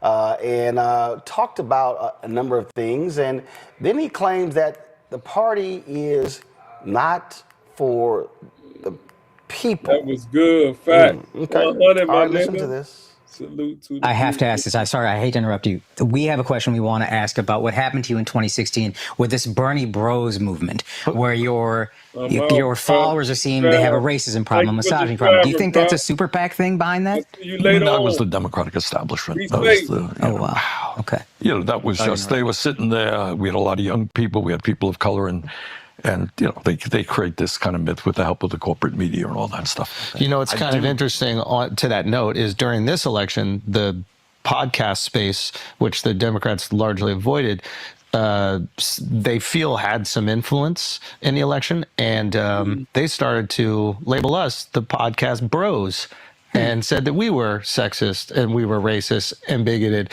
It's almost like it's the exact same strategy to get you out of there. Yeah, that's what the liberal elite China does. They run away. Look, again, I would hope that everybody who's watching the program is that we as a nation have got to end all forms of bigotry, right? Yes. That I start off as a basic assumption. Unless it's your close friends, right? Yeah, whether it's racism or sexism, homophobia, xenophobia, whatever it is. But, and you know, liberal Democrats talk about that all the time. And then you get to what we call identity politics. Yeah. That you're black, you're wonderful, you're tremendous, you're gay, you're the greatest human being on earth. Yeah, yeah. And rather than say, what do you stand for? Exactly. You're gay, that's fine, who cares? Yeah, yeah. But what do you stand for? Yeah. You know, is every gay person brilliant and wonderful and great? No, of course not. Everybody's a human being. Yeah. So the issue is what you stand for, which gets you back to what we discussed earlier, class politics, in the sense of which side are you on? Are you going to stand with working families? Are you going to raise the minimum wage to a living wage or not? Are you going to fight to guarantee health care to all people or not? Are you going to demand that the wealthiest people start paying their fair share of taxes or not? Those are the issues. And no one cares what color you are, you know, what your gender is, et cetera, et cetera. Okay, allow me to unpack what you just heard. If there's been a blind spot of Senator Bernie Sanders for a very long time, it's on this issue of race. Were there African Americans supporting Senator Bernie Sanders? Yes. Ben Jealous, Cornel West, and others. But the reality is, Bernie Sanders had a black problem. He did. Bernie Sanders could not get the black vote. Bernie Sanders right now still complains about what happened in 2016 and 2020, and he's convinced that he was going to get the nomination. And then there are people who are far left progressives who believe that. I don't. Because the reality is here, America is not a far left progressive nation. It is not. We can sit here and play games all we want to, but the fact of the matter is, it's not. You're a Democrat, you're likely going to have to be a centrist or close to a centrist, because part of the problem with the Democratic Party is the tent is so big. And frankly, it's not as narrow as the Republican Party. Okay? The other thing is this here. Bernie Sanders really has a problem with what he keeps calling identity politics. Bernie Sanders sounds like a right-winger when he does. Thank God. See, he keeps saying the whole deal, oh, you're black, oh, you're gay, you're great, you're amazing. Well, first of all, Bernie, there was a reason that was a song called Shout Out Time, man. Say It Loud, I'm Black and I'm Proud.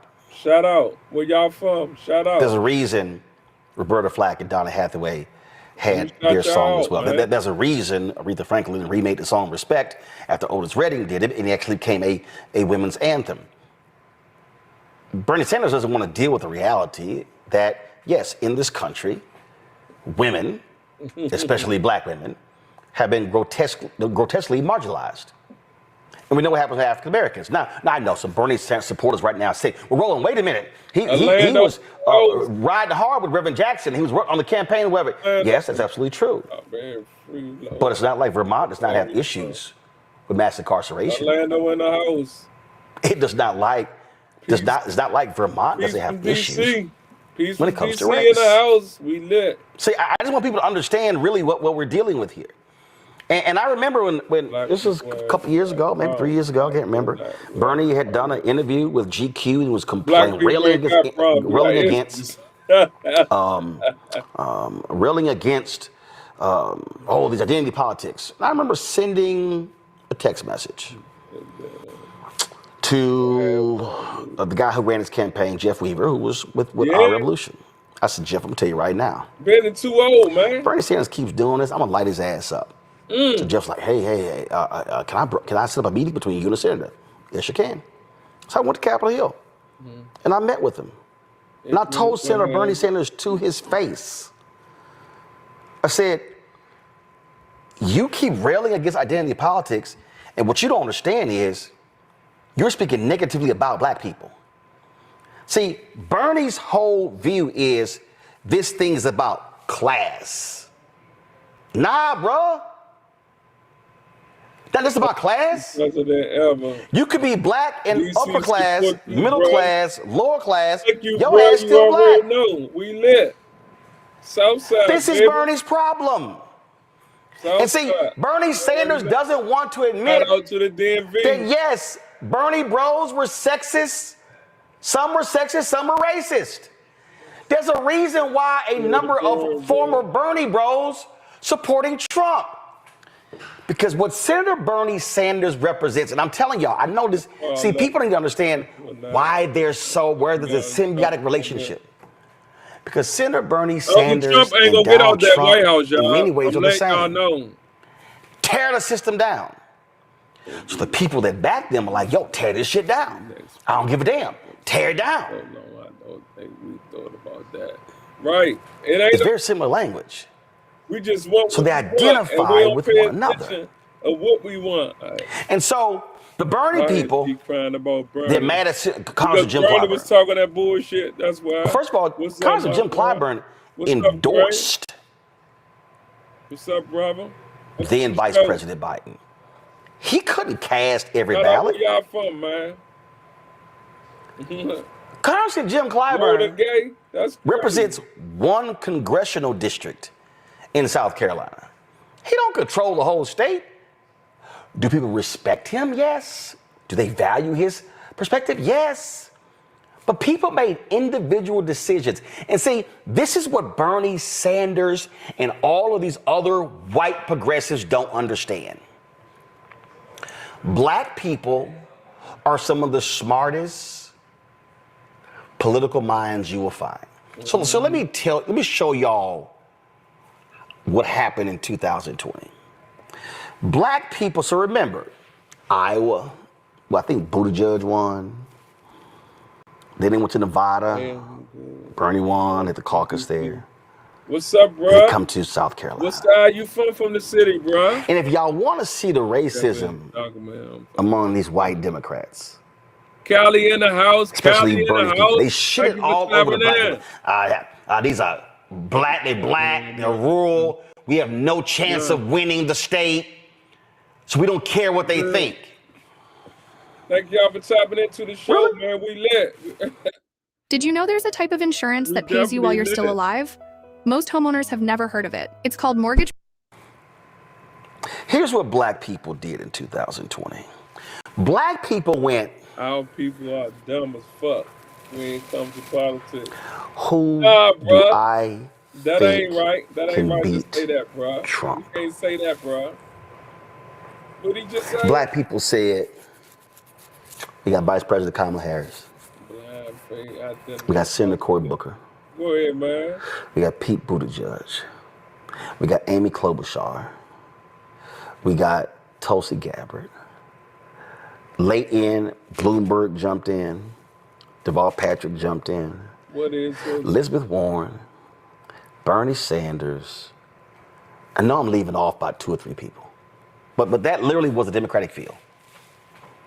And black people went.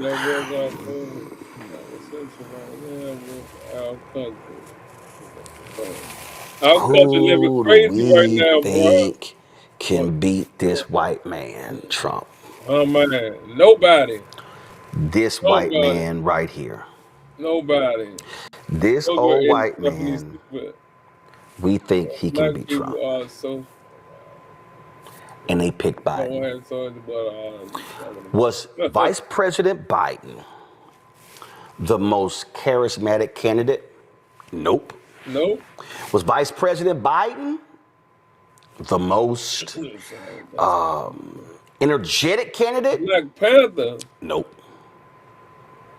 Black people are pragmatic voters. Black people, see, everybody forget, black people weren't sitting here riding for Obama. August of 2008, hell, he was down, August 2007, he was down 20 points to Hillary Clinton. His black numbers were real low. Because black people like, man, I don't know, this brother got a shot. I don't vote for nobody. Black people said, I don't know, white folks gonna vote for him. See, we gotta wake up to a reality. 71% of the electorate in 2024 were white voters. If you put all the black voters and Hispanic voters and Asian voters and Native American voters all together, you get 29%. Insane. It is. So Bernie Sanders is still bothered. So because he lost. So then Bernie Sanders talked about the elites, and this is what the elites say, and this is what the elites think. No, not our people. Well, Bernie, are dumb when it comes to. Can you please name the elites? Oh, okay, I got you, bro. See, this is why I don't let people get away with that language. Yeah, white people. It's the elites. Yes, but name them. Widow, blue-haired widow. Name them. Even white power is down. People go, well, Bernie, how many bills have you actually passed? Man, they white power is down. It's a fair question. Fact. So he is still bothered because he could not get the votes. Now lost another election. And Breonna and all these people can run around. Oh, he didn't have a fair shot. State. I don't know. No. We gotta go check it out. Bernie Sanders would have got dusted even more so. Because you know what they would have did to him? Which is what they did to Obama, they did to Biden. Socialist.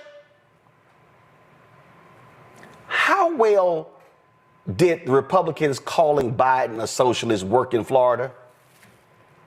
What the hell do you think they would have called Senator Bernie Sanders? I'm fair enough. I don't get it. So Senator Bernie Sanders keeps talking about Malcolm X class. warned us about this shit. Yes, he did. Malcolm X Okay. did warn us about that. Do not trust them. But Let's they see. did, Bernie bro. Sanders. But they did, cuz. Go to And my iPad. Watch this nigga AOC tour. Go to my iPad. Watch this nigga, bro.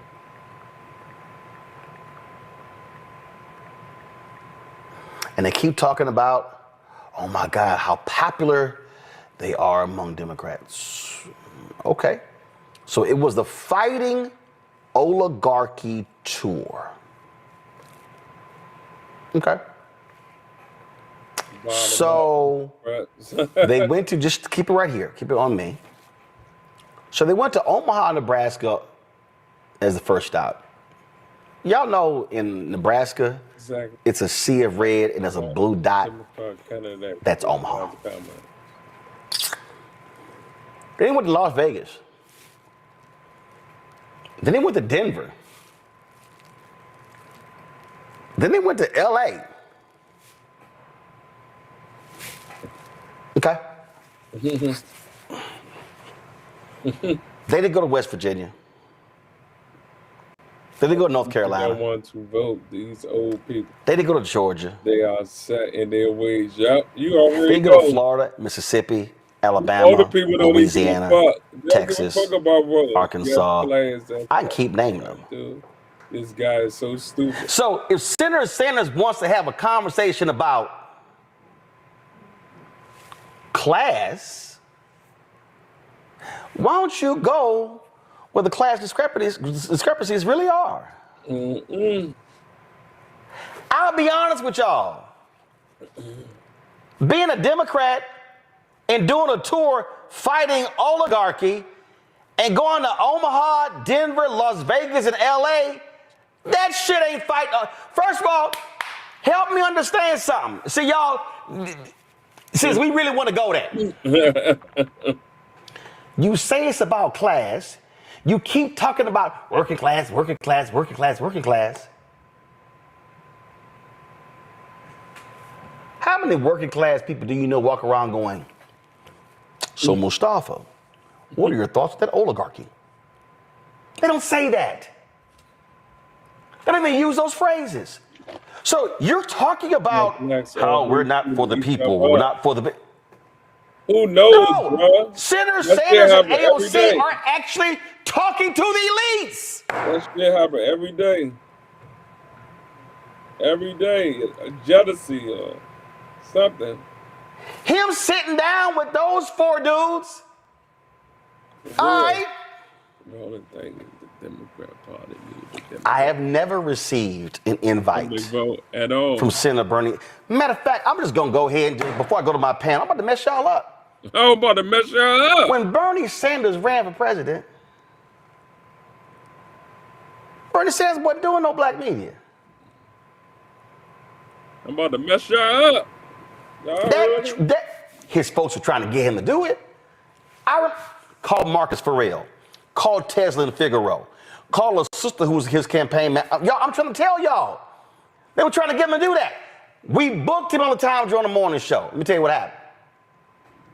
I got the text message. Don't make me pull out receipts. Bernie was out west. He canceled. We always working. I lit that ass up. We always working. Ben Jealous called me. Yo, bro, hold up. Working. You see that? Before you go off on social, let me work on it. That's the view game. Being jealous hit. You see that? Dog, you cannot cancel the Tom Joyner Morning Show. Because he didn't think it was important. Now, he eventually came on. He was like, well, that's just too early for me to get up. You running for fucking president. Get your ass up. Billy don't care about nothing.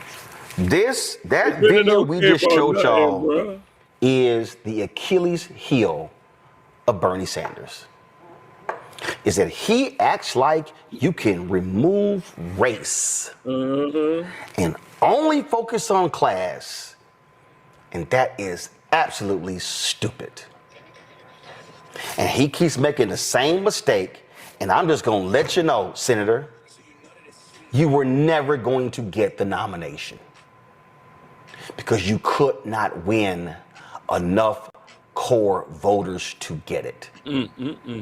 And the places that were not going to vote for you, you could not get black votes in any of those southern states, including North Carolina and Georgia. So can we please stop fooling ourselves with this ridiculous game of you going on podcasts with mostly white dudes whining about the elites when it's actually the elites that support you. We'll start for you first. You know what's interesting? I've sat down with him in meetings, done different interviews with him.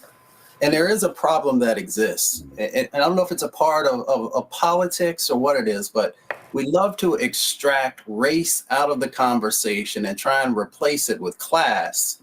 And we have huge sets of examples, all kinds of studies that are out there that show where the real disparities lie. That's not to say that if you're poor or lower wealth and white, that you're not impacted, but we know there is a difference in that. And I don't know why he has not yet evolved into understanding that when you extract race, you are sending a message to the folks who are dealing with and carrying that burden that this country places upon them. I've sat in this before and heard how conversations with one set of folks went, and then I'm sitting outside in the chair, sort of digesting the meeting I just came out of, and then heard how conversations went with a different set of folks who looked different than the people who were in the room when I was in there. And there was more time given. Now, I understand I worked on Capitol Hill, and sometimes you may have limited time, but I would expect it to be equity in that from an individual who says that they are for the people.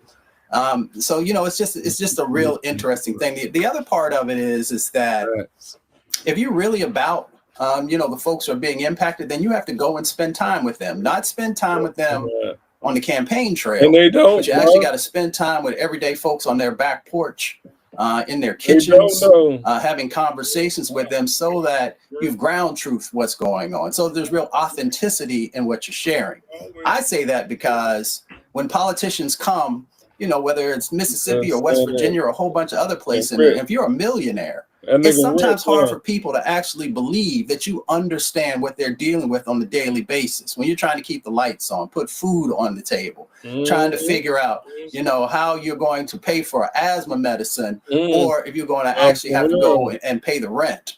You've got these individuals whom I think have some real caring, but there's this huge disconnect between what they're sharing and what they're doing. There's a quote that says, "I can't believe what you say because I see what you do."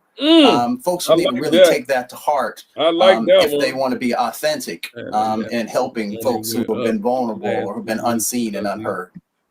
You on PrEP? If not, QCare's got you. At QCare Plus, PrEP is for everyone. And for Raven, Democrats haven't done enough for working class people. The last administration was the most pro-union administration since FDR. What the hell is he talking about? I'll start by saying this. I really like a lot of Bernie Sanders' politics and positionalities. I think he gets a lot right. But to affirm what you all have been saying, I think in this instance, he really missed the mark. And I kind of want to scaffold out why the mark was missed. First of all, when we're talking about a class analysis that does not also account for gender, for race, for sexuality, for disability is an incomplete class analysis. So even this idea of talking about class in a way that is devoid of identity. Also, socioeconomic status is an identitarian factor. It is one that is porous and that changes and moves, but it is still an identitarian factor. So to frame it as if it's completely separate from these other lived experiences is a faulty place to start. The two things I want to talk about in this situation, first is this idea that the liberal elites are levying these unfair claims of bigotry. And secondly, this idea that identity politics is devoid of utility or isn't working for us. To that first point, when we're talking about the liberal elites, whatever that means in Bernie Sanders' imagination, there's an important distinction to be made here. There is a difference between accountability and moral absolutism. One thing I think we do very, very well on the left is we hold people accountable. We do not worship our politicians. When politicians do right by us, we praise them. And when they do wrong by us, we hold their feet by the fire. And I do think that is a huge distinguishing factor between how we move on the left and how they move on the right.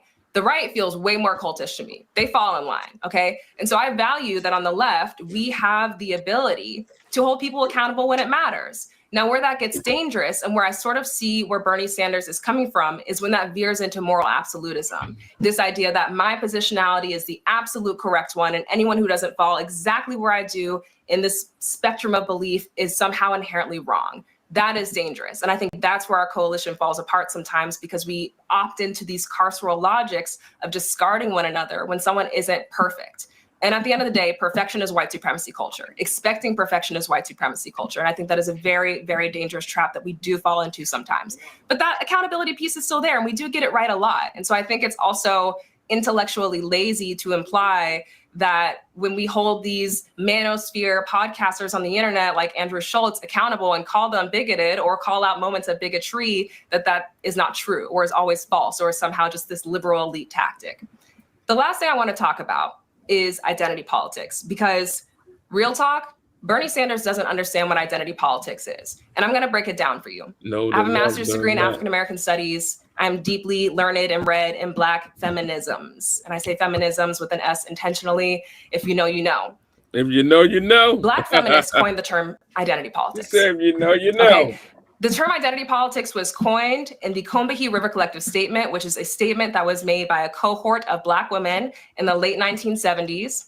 In this statement, they break it down for us. And I have the quote for you because I like to bring my receipts. Very briefly, they say in the statement, quote, "This focusing upon our own oppression is embodied in the concept of identity politics. We believe that the most profound and potentially most radical politics come directly out of our own identity, as opposed to working to end somebody else's oppression." So what that means is, in this moment where the women's liberation movement is not contending seriously with race and the Black liberation movement is not contending seriously enough with gender, this cohort of Black women are like, you know what, we're going to focus on getting us free, because we fundamentally believe that if we can figure out how to get us free, we'll figure out how to get everyone else free, because our oppression is interlocking with everyone else. So to focus on oneself, to turn in on oneself, is a particular sort of political taking up. Right, that is being offered through identity politics. That is not what Bernie Sanders is saying, which to me demonstrates he doesn't understand what identity politics is. His reading of identity politics is, well, I'm Black and they're Black, so they can do no wrong. So I'm team them. No, if that were the case, then I'd be rocking with Candace Owens and I'd be rocking with Clarence Thomas, and I'm not. For me, that's not the end all be all. And in that sense, I hear what he's saying, right? It's not necessarily about how one identifies. It's like, what are your politics? Do you want to get free the way I want to get free? If you do, you're my people. I don't care what your identity is beyond that, right? If you want to get free the way I want to get free, dope.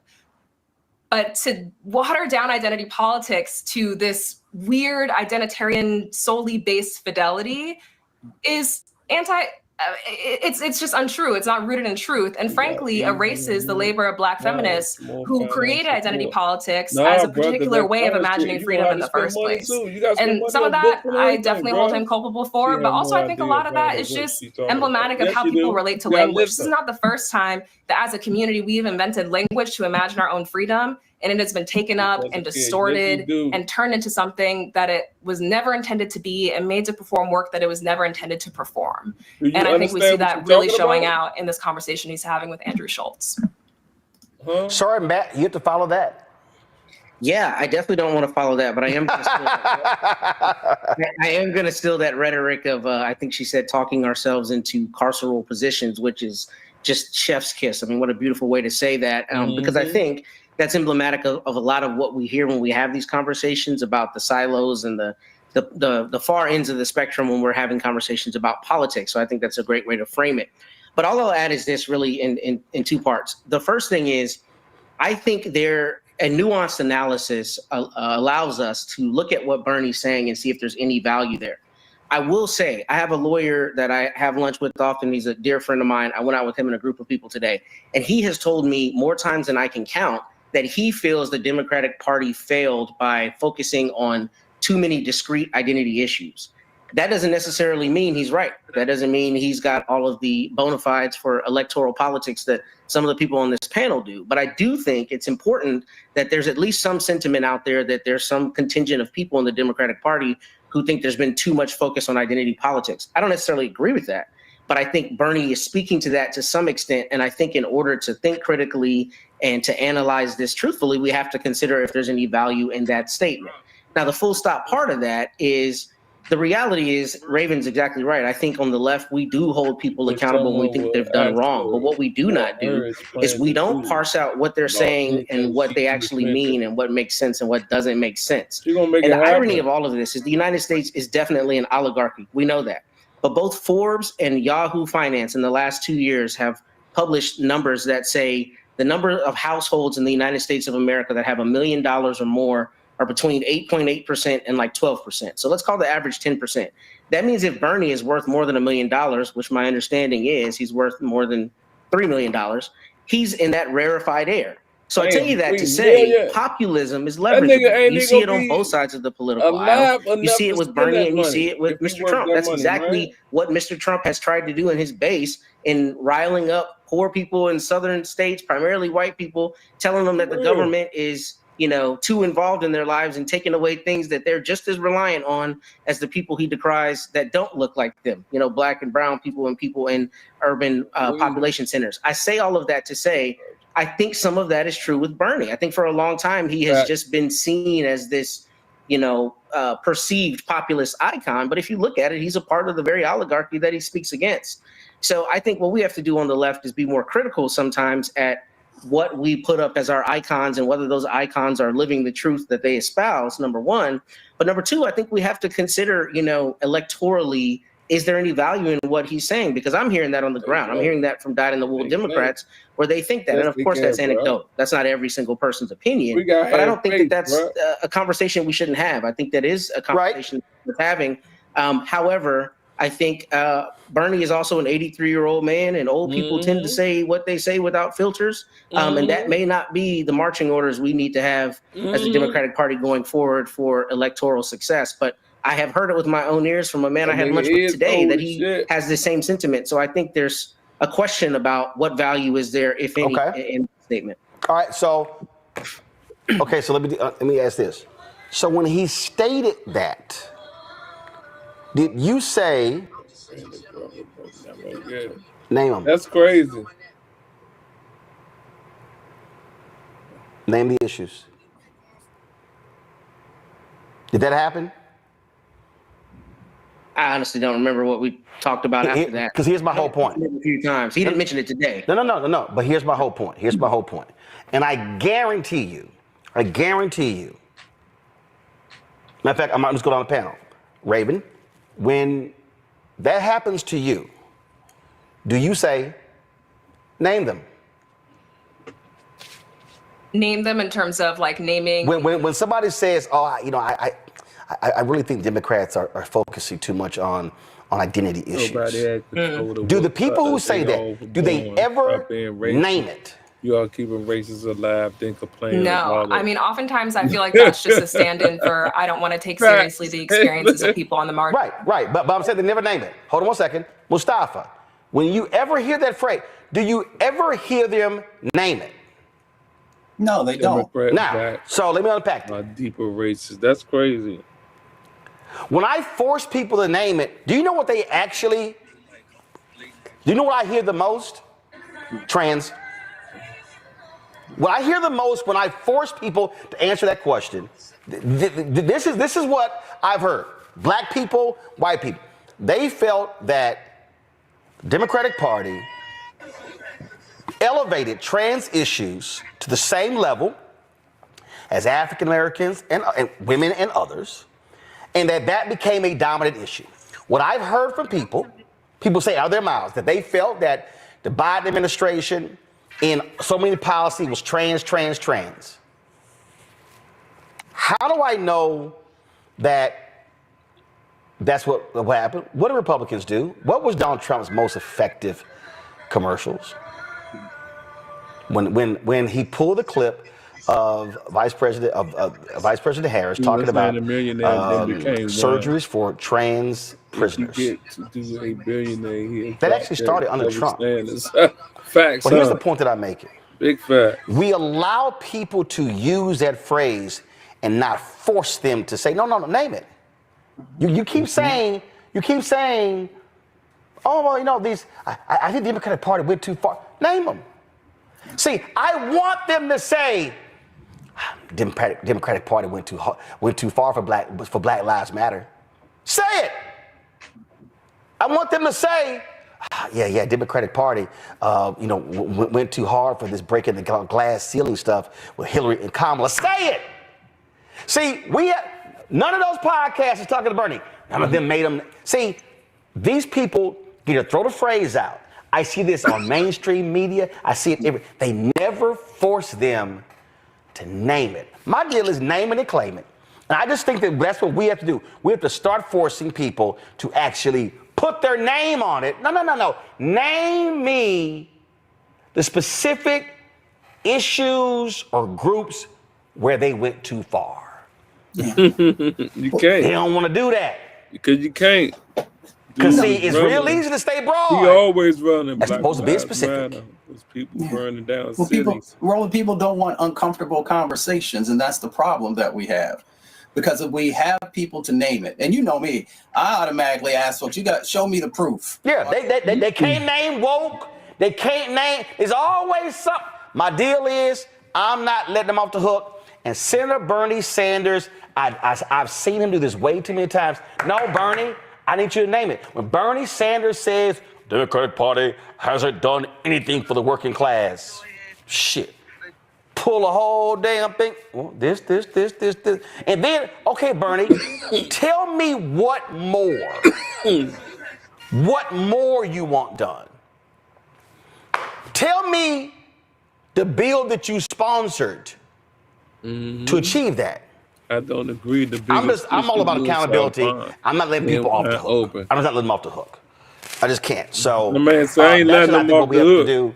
And between now and the midterms next year, we cannot let people, at least we ain't got to agree right around, now, but we can still listen. Democratic Party went too far woke. No, hell no. I need black folks in Michigan to put our ass on the spot and say, no. What the hell do you mean when you say too woke? What do you mean by that? We cannot allow, I'm going to say this very clear.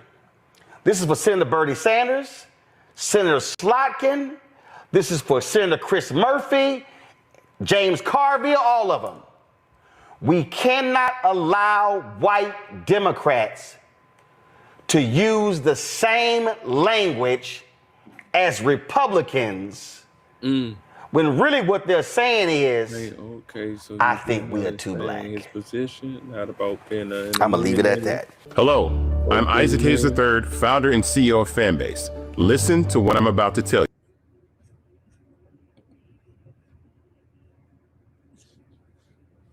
Hold on, y'all. Got one for y'all.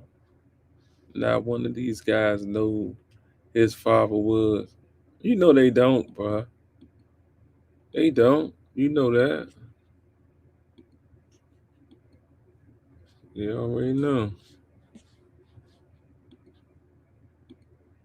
The first time he was there, he attacked numerous journalists, specifically female journalists. Even more specific, black female journalists. It was April Ryan. It was Jamel Hill. It was Yamiche Alcindor. It was Rachel Scott. Well, the other day in the Oval Office, when reporters were asking various questions, Ebony McMorris from American Urban Radio Network posed a question to Donald Trump regarding the National Guard in Memphis, and this happened.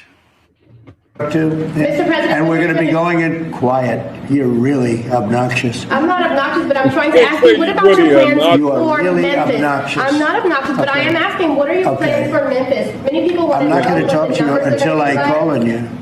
What are your plans for Memphis? Who else? Yeah, go ahead. Yeah, I just want to settle this free speech question, because you've said that you restored free speech in America. Yeah. Is that free speech including for people who are harshly critical of you, for your political opponents, for people who say things you don't like. I've become immune to it. Unfairly. I've become immune to it. There's never been a person that's had more unfair publicity than me, and that's why your network paid me $15 million, or $16 million, I believe, to be exact, George Slopadopoulos, and that's why CBS paid me a lot of money, too. And that's why I sued the New York Times 2 days ago for a lot of money, because I'm winning. I mean, I'm winning the cases, and the reason I'm winning is because you're guilty, John. You're guilty. ABC is a terrible network, a very unfair network, and you should be ashamed of yourself. NBC is equally bad. I don't know who's worse. I think they're equally bad. And, you know, for you to stand there and act so innocent and ask me a question like that. But look, you paid a big price because you were dishonest, John. The reason I won that lawsuit was because you were dishonest. You were proven to be dishonest. And so you can't sit back and just say, oh, well, what do you think? You know, like you're some wonderful person. You're not a wonderful person. Frankly, you're a terrible reporter. You know it, and so do I. Okay. Here's what we're going to do. So what you saw there is Donald Trump. He does it on a regular basis. He attacks John Carl. He attacks Peter Alexander. He does not care. He is not respectful. He is not civil. He is an ingrate. He is a ghoul. He is a completely despicable human being. Joining us right now is Ebony McMorris, White House correspondent for American Urban Radio Network. And first and foremost, Ebony, first of all, glad to have you here. And so explain to people what happened. Explain to people what happened there. Because, again, reporters there in the Oval Office, they're asking questions. A lot of people don't really understand what that process is. It's called a spray, and they got different words. They got different phrases for it. But explain to people what was happening. So we were a part of the pool, and the pool, most people don't know, is made up of about 11 or more different media outlets, and that pool follows the president whatever he does on that day. And so we were called. It was not open to all press, only the pool members, which is why there were only a limited number of reporters in there. And we came in the room, and if you saw the entire picture, when you came in the room, he had a bust of Lincoln on the desk with that big gold card on the side. And I'm walking in the room. Normally, I'm always yelling out. I just don't hardly ever get a question. And that day, I decided to just double down. But I'm thinking, as I see Lincoln, I'm thinking about Robert E. Lee's painting that they just hung back up, while I'm looking at this bust of Lincoln and this gold card, this executive order that is basically a pay-to-play program for wealthy elites to come into this country. I'm seeing that at the same time, and I really just want to know. I had several questions. One was on Memphis. Another one was on 2 black men found hanging from a tree, one at Delta State University in Mississippi. The others, I had a couple on Charlie Kirk, but I really wanted to also get to questions that we don't really hear about. What is he saying about the DOJ scrubbing a report that talked about right-wing extremists and what they're doing in this country, how they're wreaking havoc? I could just only get the Memphis question out. And we've seen him berate reporters over and over again. And I just wasn't having it on that day. I just was upset. And this is a couple of days before the Charlie Kirk funeral. And so when I was yelling, he kept calling to the person on my left and my right, if you watch the whole thing. In fact, one reporter got in like 4 questions. And I said, well, you know what, this time I'm just going to just keep going. I'm tired today. That's how I felt. And to that point, Ebony, what people don't realize, they'll sit there, even in the White House press briefing, they'll call on ABC, NBC, CBS, Fox. I mean, even Fox trashes them. Even when Biden was there, Obama was there, Fox trashes them left and right, and they still show them more respect by calling on them. And folks like you rarely ever get called on. And you're fighting for time, and the questions that you're trying to ask, and let's be perfectly clear, you didn't get called on a lot by Karine Jean-Pierre in 4 years of Biden. So I ain't got a problem saying that. And so you're constantly there, so you're showing up every single day in the White House briefing, And there are questions that you have that are specific to the interests of African Americans that rarely ever get called on. And people have to understand the reason that's so important is because other reporters are there. People are watching online. And when you raise something, these white reporters are not going to raise those things. And so all of a sudden, hell, a lot of the stuff is news to them because they ain't paying attention themselves. And I'm glad you said that. But let me just say this. You know who was in the room? Sean Spicer was in the room. I was like, not even a journalist. What we have seen in this administration is that it feels like the room was opened up to everybody. But going back to, you know, your last comment, I hear people often say, where are the reporters? Why aren't they saying anything? Where are they? There are some of us in the room for Black owned and operated reporters. AURN is Black owned and operated. There's only a handful of us. There's literally only a handful of us. And this is the most reporters I've seen in that briefing room ever. Literally, it goes to the back of the room, almost to where the kitchen is. And so it is literally a fight in there. And what you also don't see is that you have even some of these MAGA reporters, while their press briefing is going on, commenting loudly at some of the reporters because they don't like what we're saying or some of the questions. You've had that before, small sneers, but there have been confrontations that didn't get on camera that I have seen happen outside of that room. That's just the amount of tension that's in that room. So we're there, but I also want people to know that fight just doesn't end in that White House. And Roland, you and I always talk about this. The fight and the work happens outside of that. We already know what is going to be said. I could have told you he was going to spin that question from the beginning, but I also know that I still, regardless, just like Allison Dunnigan, the first Black White House reporter with black reporter with female reporter with credentials, it took years for her to actually get called on. But she still had to keep raising her voice. She still had to keep pushing. Just like Ethel Payne, we have to keep doing that. And the fight isn't just there, it's outside, it's in the community. And our voice is important because we come from those communities. I have heard so many things in that room sometimes that I'm telling you that have disturbed my soul. And so that day, I just had to say, I'm not going to let you rage bait, because this president rage baits. So if I can get you in an exchange or do this, he called Yamiche second rate, then we can go back and forth. But I am not going to let you just say that without me at least saying, no, now let's get back to Memphis. No, I'm not obnoxious. Let's get back to Memphis. He told me to be quiet. I paused for a second and I just kept going.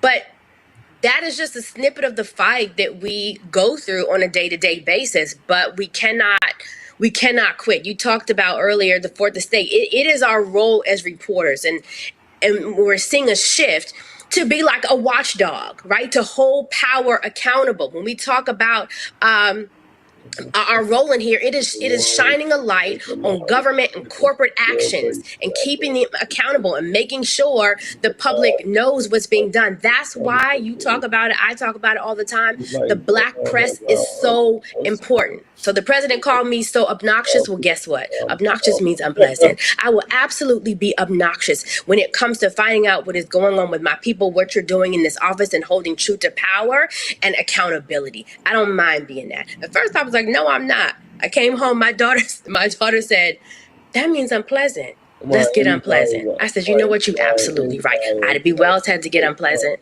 I don't know anybody who has had to fight in this country, especially for the freedoms of Black folk, and you didn't have to get obnoxious. I'll be indignant too.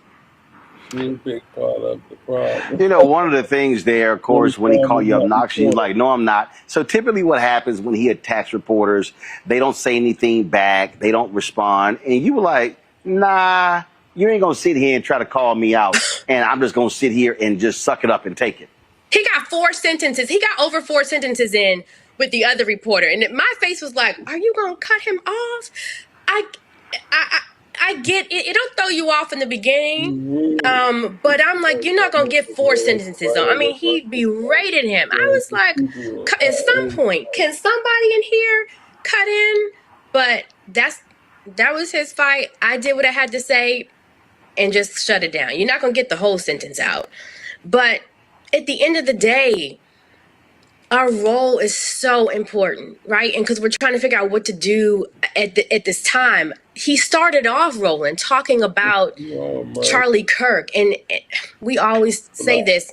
No, that was a heinous crime. It was horrible. No one should do that. But I was troubled in my spirit because I am tired of white Christian nationalism draping itself in this martyr language, right? And so we end up we end up sanctifying oppression, and they end up nailing themselves to the cross, right? But we have seen white nationalism, this language, just nail itself to Jesus. We've seen it during Reconstruction. We've seen it during Jim Crow.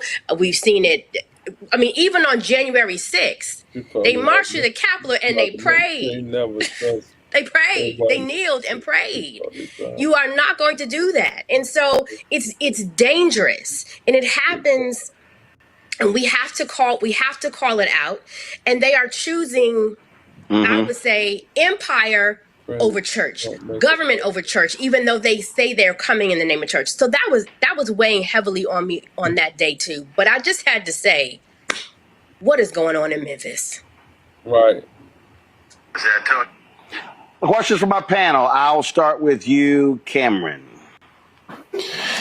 One, thank you for standing up, and thank you for pushing back. I don't think, as a former White House aide and having been in those rooms, having seen the pool reporters, it takes a lot of courage in those settings to really stand up and push back against, especially against a president like this.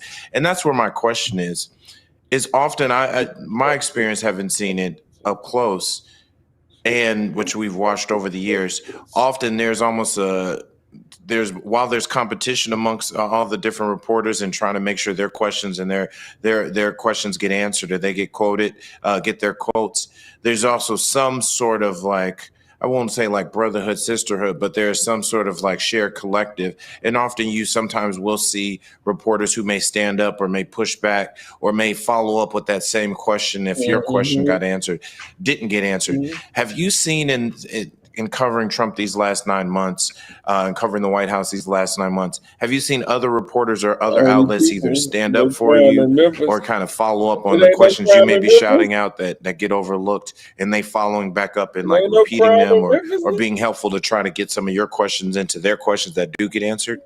No. I unless you've seen that when you've watched the C-SPAN, not when it comes to, first of all, let's just be honest, because many of us will get on the phone and say, okay, sometimes we have to count the black people in the room. How many questions do you see come from us? And I definitely don't see necessarily a follow-up. I understand what you're saying, because I've seen that before. If someone got cut down, they would then come and say, well, let me follow up on that. You do see it sometimes, but some of the questions that I've yelled out, I've not had anyone do that. But this government, this administration, in many ways has tried to delegitimize Black reporters. I mean, we've seen revoking of credentials. I would say this president, in some ways, we are seeing a Nixon style things run like that. So there's like an enemies list. There's an enemy. I mean, we've seen the enemies list. He puts, this isn't just me, he puts it on Truth Social. One thing you can say about this administration, one thing you can say is that he puts his card out there. They wrote a book about it, right? So we can't be surprised. He puts it on Front Street. Now, why America does not want to believe, I don't understand. But I will say this, the importance of this moment, even in light of what happened with Jimmy Kimmel, people canceling their subscriptions. Don't go back. Take that subscription and then go find a Black outlet. Take that subscription. Don't go back. Yep, he's back on. But take that money and put it to some good use. Because people are always saying, where's the Black media? Or they spew stuff that they hear on TV, on mainstream media. And there are Black reporters, there are Black outlets that are giving you more information. But it is also an economic fight. You got to put your money where your mouth is. Put your money where your hope is. What do you want to see? Well, who are those outlets that are giving you that information? That little bit that you think just goes to that subscription, that $20, why not support Black media? Rest the independent. I know I got off in the question, but I had Julian. Yeah. Now you got it. Julian. I'm here. Yes, Roland. I want to follow up what Sister said about supporting Black media. Okay. You are an icon in that you created your own platform and have given voice to lots of folks. The challenge right now, in my opinion, is that there are too many. I wrote a piece last week called Welcome Back Cowards. There are too many folks who are really not willing to lift their voices. They're willing to go along to get along. But the fact is that we know, let me just drill down for a moment, Roland. From this perspective, this man said he was going to fix the economy. And what he's done instead is created a series of distractions, dystopian drama. The economy has not been fixed. So I always have to go back to that. I'm an economist. Go back to the fact that unemployment rates are rising, that the Black unemployment rate right now is 7.5%, twice the white rate, that 300,000 Black women have lost their jobs because of DOGE. We have to go back to any number of things. And when we go back to those things, we go back to the fact that inflation is rising, that he actually had his hand-picked doodle-wop put onto the Fed, and that man could not even argue. He wanted a 0.5 point reduction. Jerome Powell and the others said a 1/4 point reduction. His own doodle-wop could not, he wants it to go down by 2 points. He could not even justify All right, that. so Julian, what's your question for Ebony? Ebony, what is how would you share with me the backlash on Lisa Cook, and what can we do to support that sister who has been basically totally vilified and as that man does? What can we do for Lisa Cook? Not be silent. You started off by saying it. Sometimes people just take a back seat or they don't talk about it. The wonderful thing about Black media is that when mainstream media moves on, right? When they've got the snarky headlines out and it's been said and moves on, the issue still persists. We cannot remain silent. We have to keep pushing this story. We have to check up on those people, especially. I mean, it's crazy because even the Supreme Court today, the ruling with the FTC that he may be able to let go of board members. This Justice Ketanji, the reality of the market is banks always. He said, we're electing a king. And so we cannot remain silent. That honestly is the key. Jimmy Kimmel, whatever, that's fine. But Black media, we have to keep that story in our mouths, and we also have to support each other. There are stories, there are times I actually watch a lot of different outlets and read other outlets because there may be something that I'm missing. I watch Roland all the time. I'll go back to my audience and reference him. Right? So we have to, even in our sphere, we have to support each other. That's very important. Most of our outlets are limited. We don't have as many resources, right? There's not a Black outlet that's in the travel pool. So we do in-town travel. So we have to come together collectively to support each other, to support each other's stories. And when we're sharing things online, we share all these funny things and all this other stuff. I need us to start sharing things that's meat. Things that's going to help us. We feed ourselves so much junk food, right? Socially and culturally and politically, but we got to get some meat on the bones. And that's how we stay informed, because what I don't want is what we saw in the last election, and people would be like, I didn't hear her talking about that. I didn't see that. Who was covering that? We've been covering it.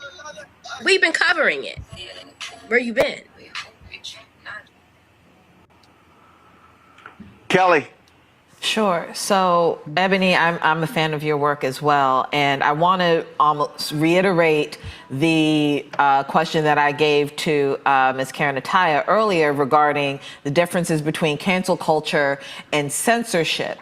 Because what I saw in that clip of you on C-SPAN was censorship.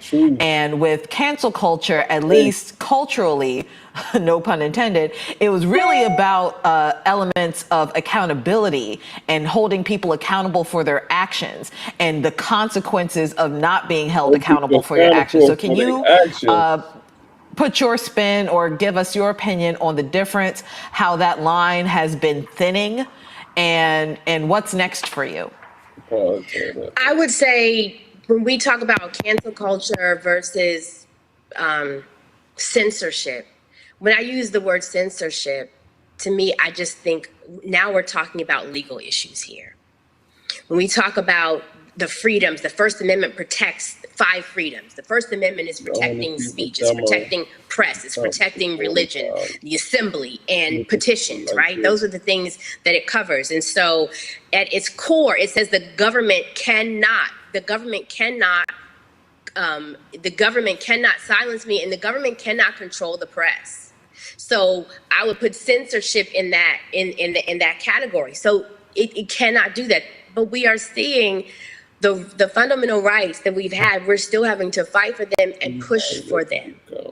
So it's important that, let me tell you something. The situation with Jimmy Kimmel, that was 6 days and he's back. You know what I mean? Now, who knows whether some of the different stations will cover it, but 6 days. I didn't see someone have to come to the front of the line and say, hey, we're going to have a meeting here and announce a boycott and do this. No, people immediately responded. People had to drag people to the table for Target fast. They had to have news conferences. We had to have this. Okay, what day we starting? Okay, let me go get all my stuff first before, we shouldn't have to prepare. It's go time. I'm not going to put my money in a place, as we always hear Dr. Carr says and repeat, where I am funding my oppression. I don't need a press conference anymore. It's go time. 6 days. Come on. If we galvanize like that on so many other areas, what could we do in 6 days? What could we do? I think people need to understand the power that they have. Media, we have to use the power that we have. And yes, sometimes it's scary because when President Trump got in office, I did have to have a conversation with family and friends. Let me just tell you what can happen sometimes. Let me figure out how to prepare. And for those, I'll say this lastly, doesn't matter what your industry that you're in, because we saw this happen with government workers. We have seen during this presidency, a president who has tried to censor and go after companies. If you are supporting boycotts, he has gone after people and tried to push executive orders for people who are trying to peacefully protest. That's something that I have a right to do. So there's censorship going on all around. But on the meantime, and I know, Roland, you talk about this, while we are in our industries and working, build on the side. Because you never know when the rug is going to be snatched out from under you. And then we also have to support each other. We have to have the word community in our mouth at all time. No one is coming to save us. Facts. And that's absolutely true. Ebony, we appreciate it. Keep handling your business there at the White House. Look, we got to be there to challenge them, to push them, to prod them, and let them understand that we ain't backing down. We ain't going nowhere. Not at all. Thank you, Roland. Hello, I'm Isaac Hayes III, founder and CEO of Fanbase, and I'm here with a very important message. I'm tapping in. Thank y'all for tuning in to Yo Cuz Podcast. Thank you for all the subscribers. Thanks for all the chats, man. Thank y'all for tapping in, man. I just wanted to catch y'all before the Super Bowl came on, man, just to spend a little time with y'all, man. We spent 2 hours together. Thank y'all, YouTube family, man. Y'all already know, man. I see y'all Monday morning, because we definitely lit. I might come back on. I don't know. It depends on how I feel, but thank y'all for tapping in. Make sure y'all subscribe. Go.